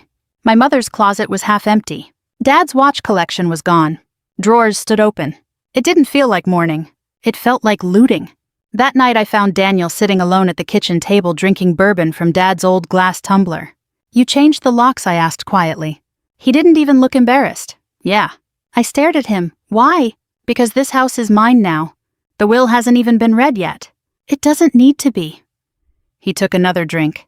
"Dad always said the house would stay with me." I leaned against the counter exhausted. "I didn't come here to fight with you." "No," he muttered. "You came because now there's something to inherit." The accusation burned because part of me feared everyone in town believed it. I missed birthdays, anniversaries, hospital visits. I wasn't there when Mom first got sick. I wasn't there when Dad started forgetting names. Military service demanded sacrifice, and sometimes the people back home paid for it too. But what Daniel never understood was that I sacrificed those moments because I believed protecting people mattered, including them. "I sent money every month," I said carefully, "for years." He laughed bitterly. "Money doesn't replace showing up." Silence settled between us. Thunder rolled outside. Finally, Daniel stood and grabbed my duffel bag from beside the stairs. "What are you doing?" "You can stay tonight," he said. "Tomorrow you need to figure something else out." I thought I misheard him. "Excuse me." "You heard me." "Daniel, this is my home too." "No." His voice sharpened. "It stopped being your home when you left." He walked to the front door and tossed my bag onto the wet porch. Army training teaches you how to react under pressure. Gunfire, explosions, ambushes. You learn how to stay calm when your pulse is screaming. But nothing in 16 years prepared me for standing in my childhood home while my own brother threw me out like garbage 3 days after we buried our parents. "You're serious," I whispered. Daniel opened the door wider. "Guess all that military training should help you survive out there." For a moment I truly thought about hitting him. Not because I hated him, because I suddenly realized he had been waiting years for this moment. Years. I picked up my duffel bag slowly. The rain soaked through my jacket instantly. Daniel closed the door behind me without another word. I stood there staring at the porch light through the storm, listening to the deadbolt click into place. Home. Gone. By midnight, I was parked outside a rundown motel near the interstate. Neon lights flickered outside my windshield while 18-wheelers roared through the darkness. I reclined the truck seat and pulled my army jacket over myself like a blanket. Somewhere around 2 in the morning, my phone rang. The screen showed the name Harold Bennett. "My father's attorney," I answered groggily. "Hello?" His voice sounded unusually tense. "Emily, I need you at the office Friday morning for the official reading of the will." I closed my eyes. "Fine." There was a pause. Then he said quietly, "Your father insisted you be there in person, no matter what your brother says." Something in his tone made me sit upright. Outside rain hammered the windshield harder. And for the first time since coming home, I felt the faintest sense that my father had known something before he died. Something important. I woke before sunrise out of pure habit. For a few disoriented seconds I reached for a rifle that wasn't there and listened for the familiar sounds of a military base waking up around me. Instead, I heard rainwater dripping from a broken motel gutter and the low hum of truck engines on the interstate. Then reality returned. My parents were dead. My brother had thrown me out, and I was sleeping in the front seat of my pickup truck like a drifter passing through town. I sat upright slowly, my back stiff from the cramped position. Cold fog clouded the windshield. My duffel bag rested beside me, half unzipped, with army uniforms folded inside like relics from another life. At 42 years old, after 16 years of military service, 2 combat deployments, and enough medals to fill a drawer I never opened anymore, I suddenly had nowhere to go. The thought should have humiliated me more than it did. Instead, I mostly felt tired. The kind of tired that settles into your bones after grief strips away your anger. I drove toward the diner near Route 16 because it opened at 5 and because Mom used to take me there after church when I was little. The parking lot was nearly empty except for an old Ford truck with a Purple Heart sticker on the bumper. The smell of bacon and burnt coffee wrapped around me the moment I stepped inside. A few people looked up. I recognized almost all of them.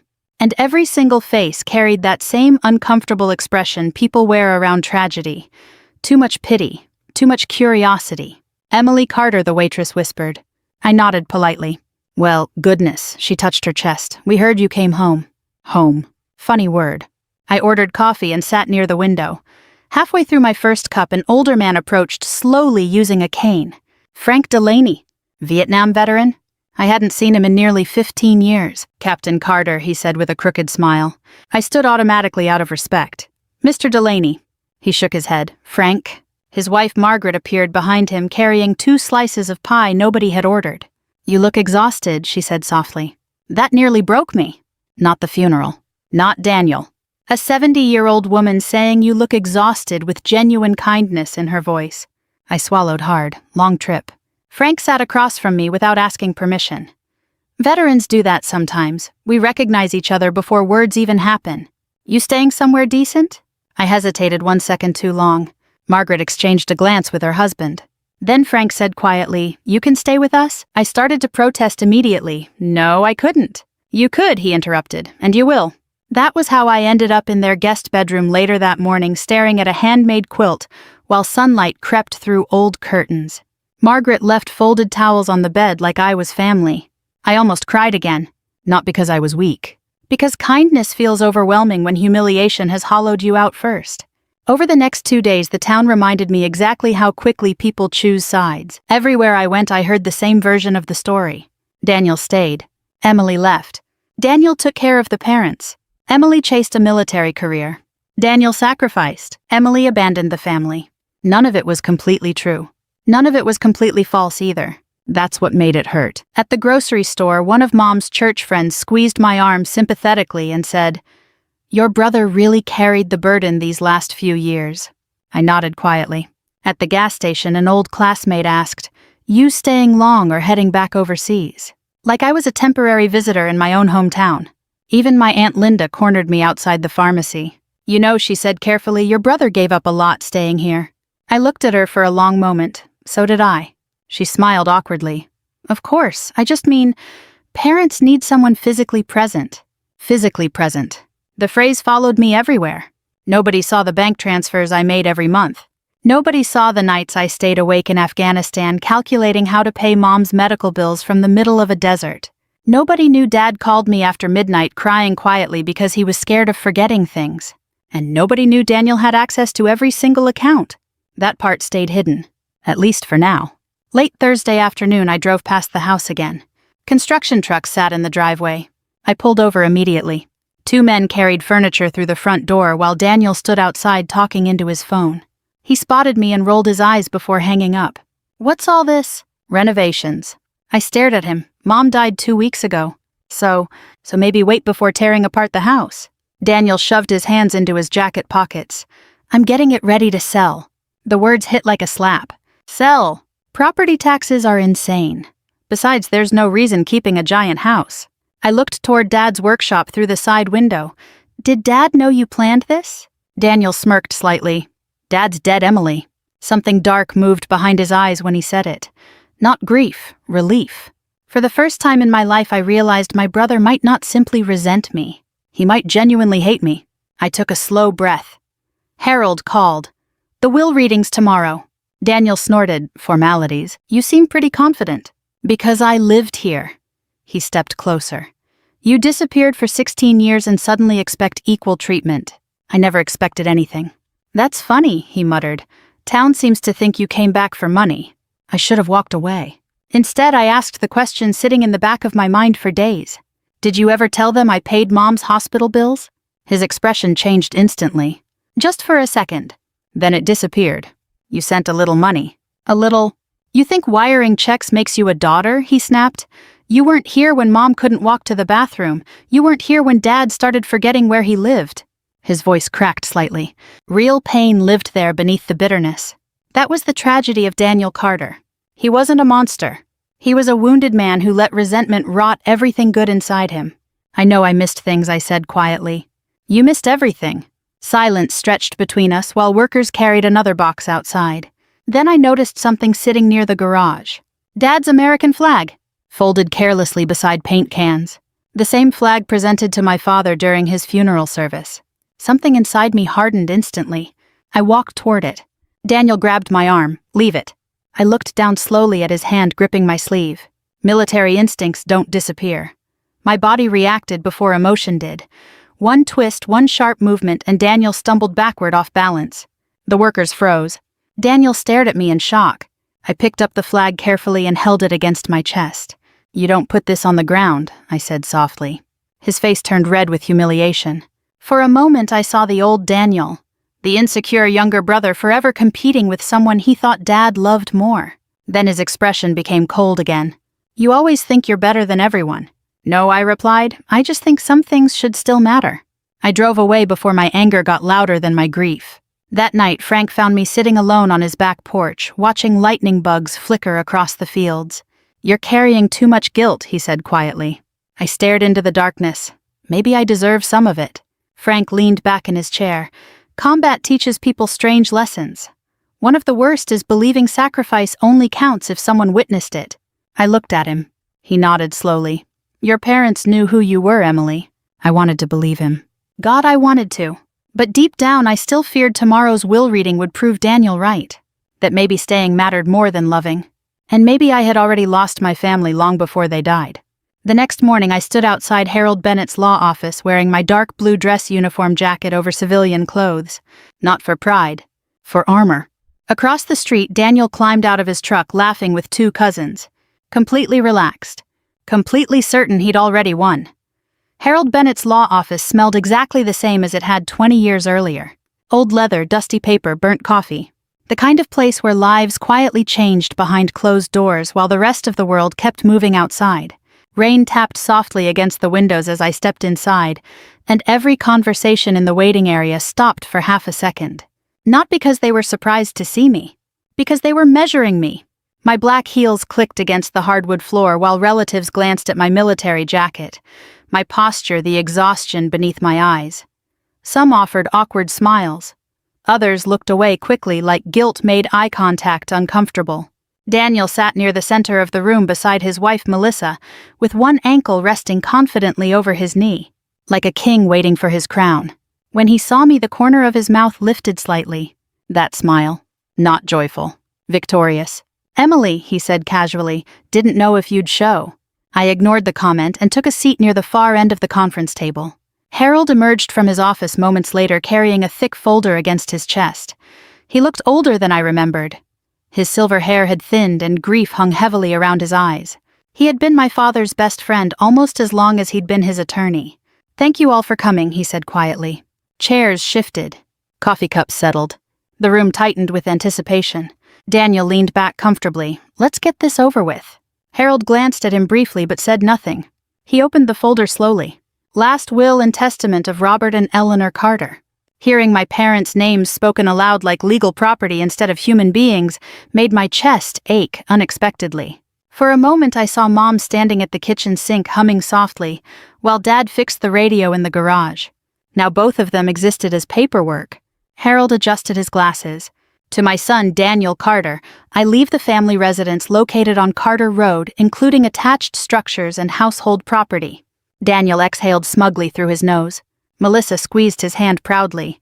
Across the room, Aunt Linda nodded like everything had unfolded exactly as expected. I kept my expression neutral. But deep inside, something still hurt. Not because I wanted the house. Because my childhood officially belonged to someone who no longer treated it like home.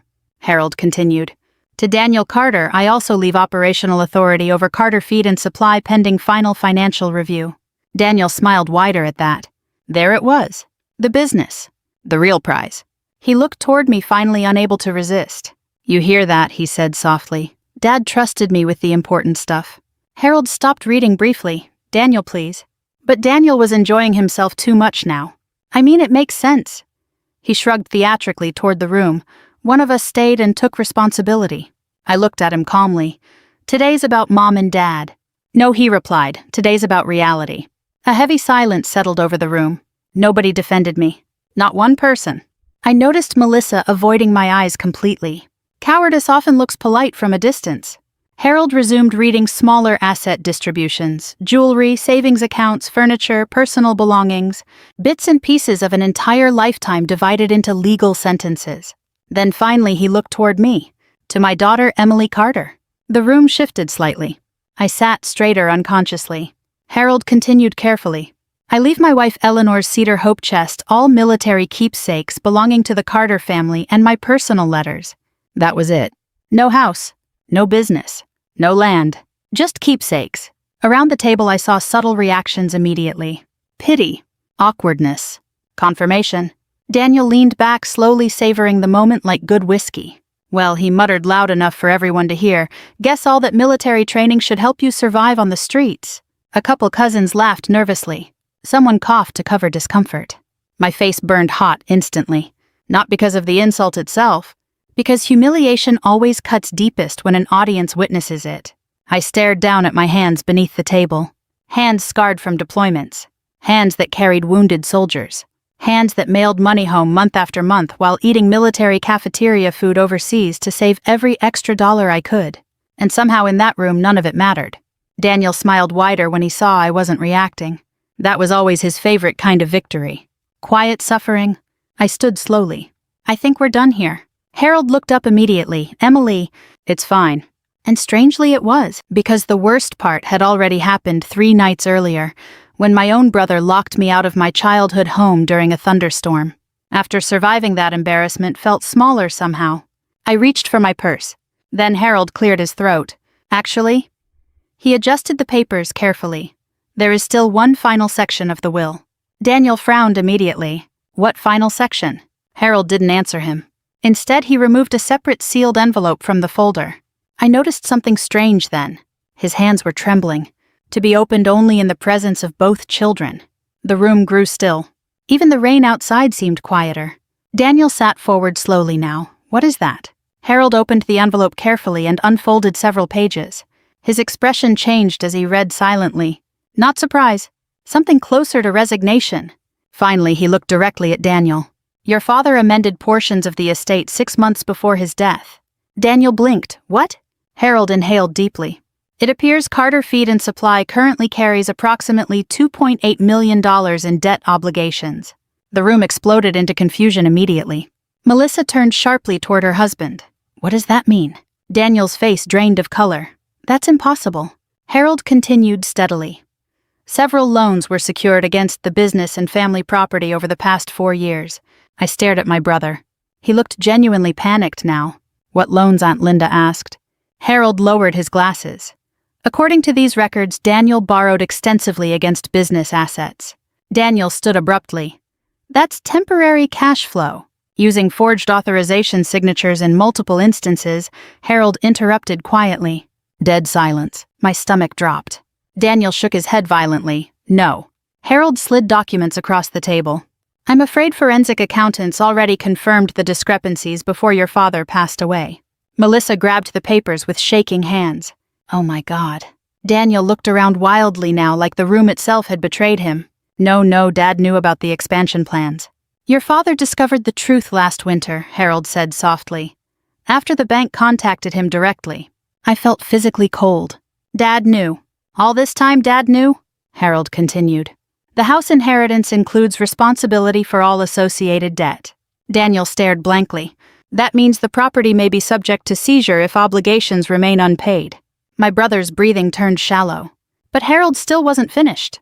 He looked toward me next.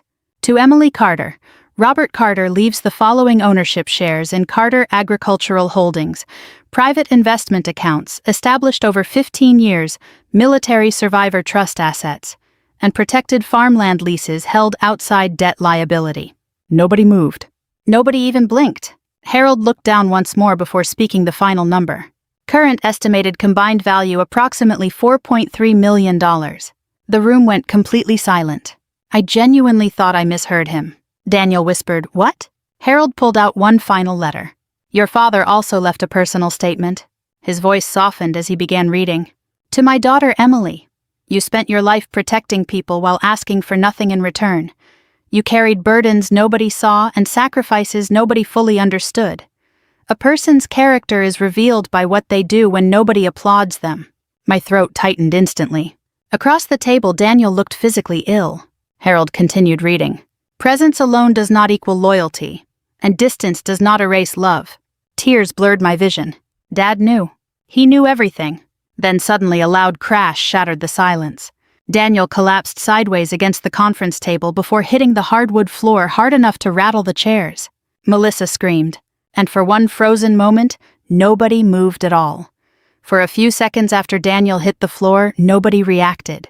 The shock was too sudden, too ugly. One moment my brother had been sitting there smirking at me like he owned the world. The next, his body lay twisted beside the conference table while Melissa screamed his name over and over. Then the room exploded into motion. Chairs scraped violently against hardwood. Aunt Linda grabbed her purse with shaking hands. One cousin started shouting for someone to call 911, while another backed against the wall staring at Daniel like he was a stranger. Training took over before emotion could. I moved first.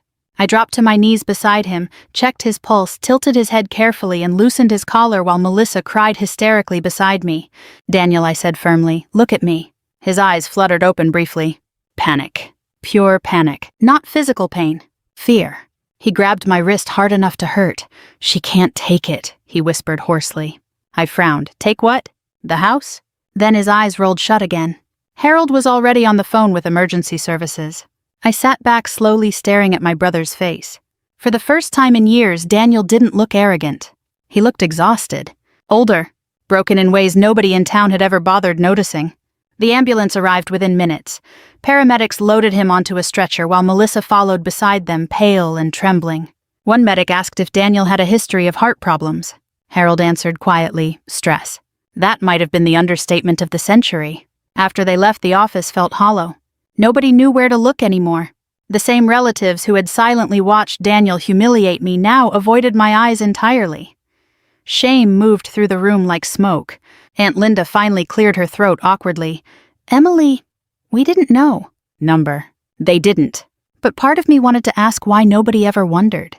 Why nobody questioned how a small-town feed store suddenly expanded twice in 5 years. Why nobody noticed my father growing quieter near the end of his life. Why everybody found it easier to believe the daughter in uniform abandoned her family instead of considering the son at home might not be telling the full truth. But grief had drained the fight out of me, so I simply nodded once. Harold closed the office door after the last relative left. Then he walked back toward the conference table carrying the handwritten letter from my father. "Your dad wrote more," he said softly. I sat down slowly. Outside, the rain had stopped leaving gray light pressed against the windows. Everything felt strangely still after the chaos. Harold handed me the pages carefully. "I think he wanted you to read the rest privately." The paper trembled slightly in my hands. I recognized Dad's handwriting instantly. Firm block letters, precise, controlled. Even his penmanship looked disciplined. I swallowed hard and began reading.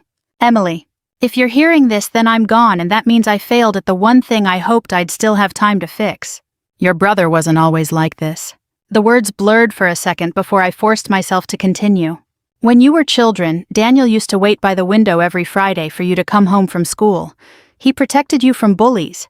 He slept outside your bedroom the night you broke your arm because he thought someone might hurt you again. Somewhere along the way, resentment replaced love. And I carry part of the blame for that." My chest tightened painfully.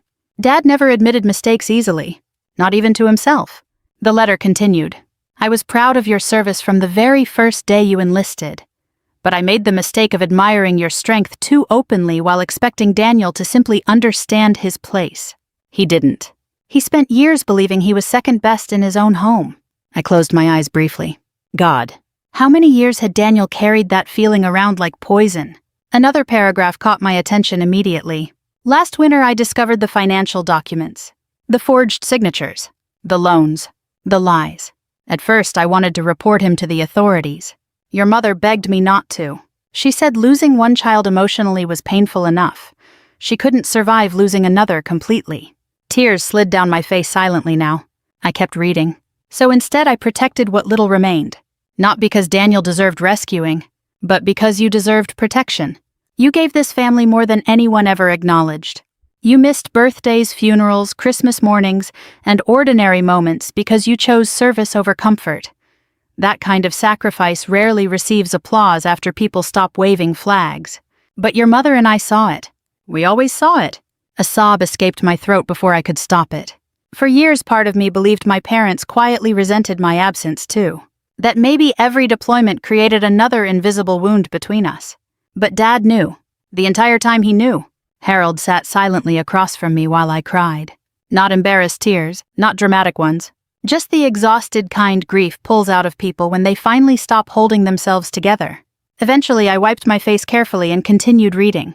There's one more thing you deserve to know. The investment accounts began with your military paychecks. Every dollar you sent home for our medical bills we saved whenever possible after insurance covered the costs. Your mother refused to spend more than necessary because she said one day you'd need a future of your own. We added to it quietly over the years. You built most of this yourself, Emily. Not us. You? I lowered the letter slowly into my lap. The room went blurry again. All those years overseas eating cheap cafeteria meals and skipping vacations so I could send money home. Dad had protected it. For me. Harold finally spoke after a long silence. Your father came here every Thursday for nearly 6 months. I looked up. He was terrified, Harold admitted quietly. Not of dying. Of what Daniel would become after he was gone. I stared toward the rain-streaked windows. He should have told me. He didn't want you carrying more guilt. That sounded exactly like Dad. Silence settled between us again until the office door suddenly burst open hard enough to slam against the wall. Daniel. His face looked pale gray beneath the fluorescent lights. Melissa stood behind him, trying unsuccessfully to stop him from entering.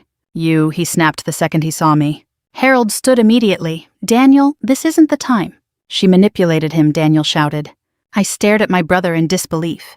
His hospital bracelet still hung from his wrist. You think I manipulated Dad from Afghanistan? I asked quietly. You always knew how to make him love you more. The words echoed painfully through the office. Not because they were true, because deep down Daniel truly believed them. I rose slowly from my chair.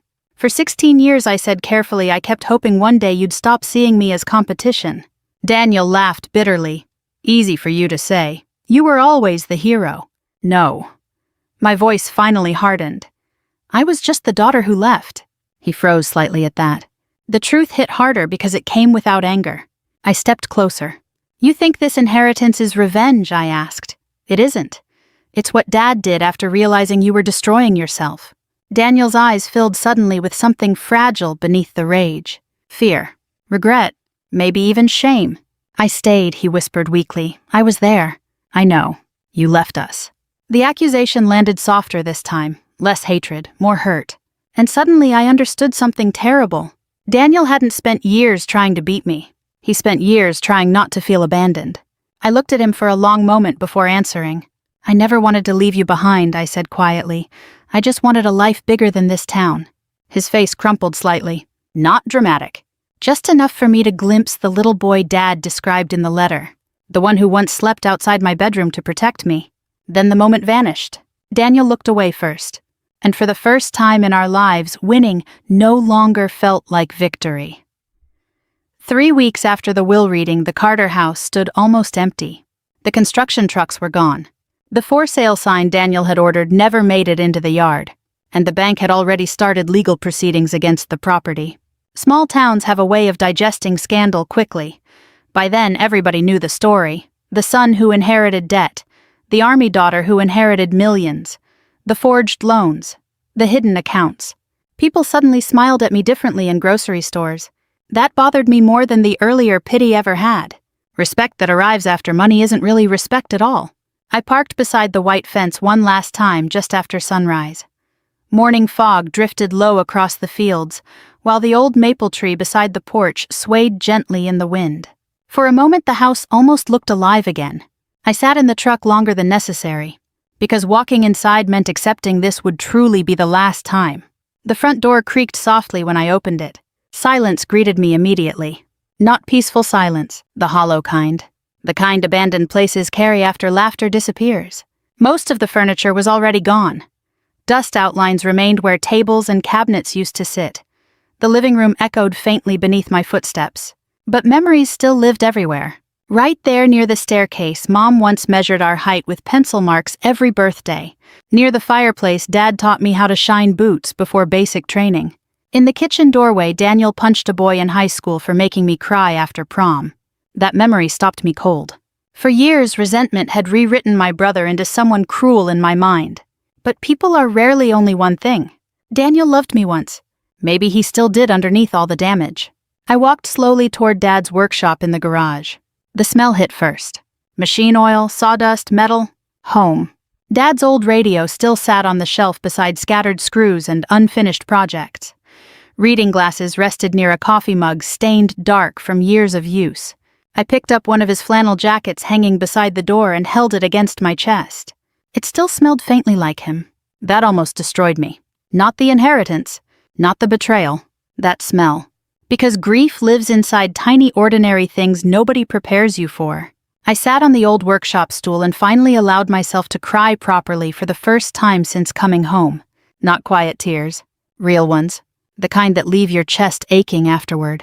I cried for my mother, for my father, for the years I missed, for Daniel, for the family we almost were, and for the terrible truth that love sometimes survives even when relationships don't. After a while, I wiped my face and opened the bottom cabinet beneath Dad's workbench. Inside sat a neatly folded American flag protected inside a clear display case. Mine. The one presented to my parents during my deployment ceremony overseas. I stared at it silently. Dad had kept it hidden safely all these years. Beneath the case rested a small handwritten note. For wherever life finally takes you. That was all it said. Simple. Exactly like him. I smiled through fresh tears. Then I heard footsteps behind me. Daniel. I turned slowly. He looked thinner than he had weeks earlier. The confidence was gone now. So was the arrogance. He stood awkwardly near the garage entrance with both hands shoved into his jacket pockets. I figured you'd come here, he said quietly. Neither of us moved. Morning light spilled through the garage windows between us. Finally, he nodded toward the flag in my hands. Dad kept that out here almost every day. I looked down at it carefully. I didn't know. He talked about you constantly when you were deployed. That hurt in a different way. Daniel leaned against the doorway, eyes fixed on the floor. The bank's taking the house next month. I already knew that. Harold had explained everything days earlier. The debt was too large. Selling the property wouldn't cover half of it. Daniel swallowed hard. Melissa left. I stayed silent. She took the kids to her sister's place.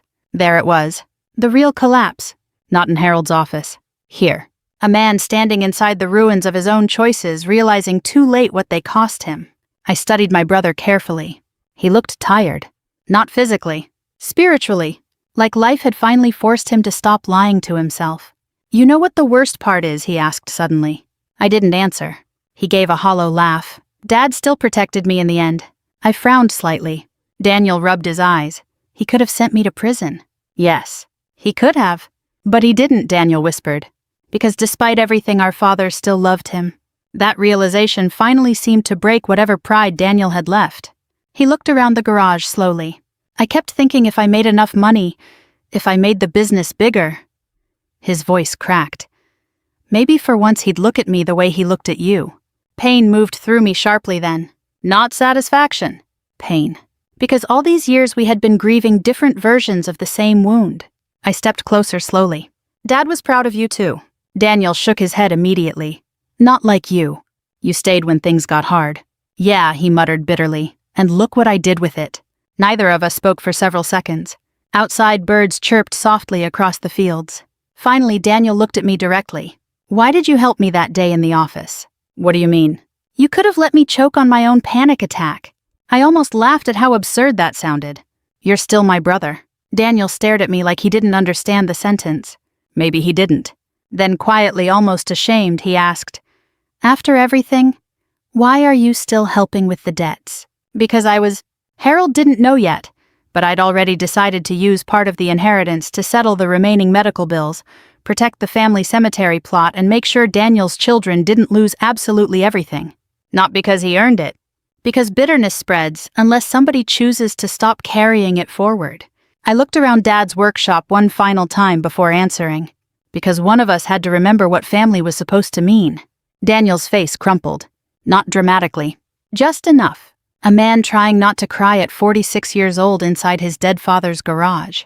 I walked past him carrying the folded flag carefully against my chest. At the front door I paused one last time.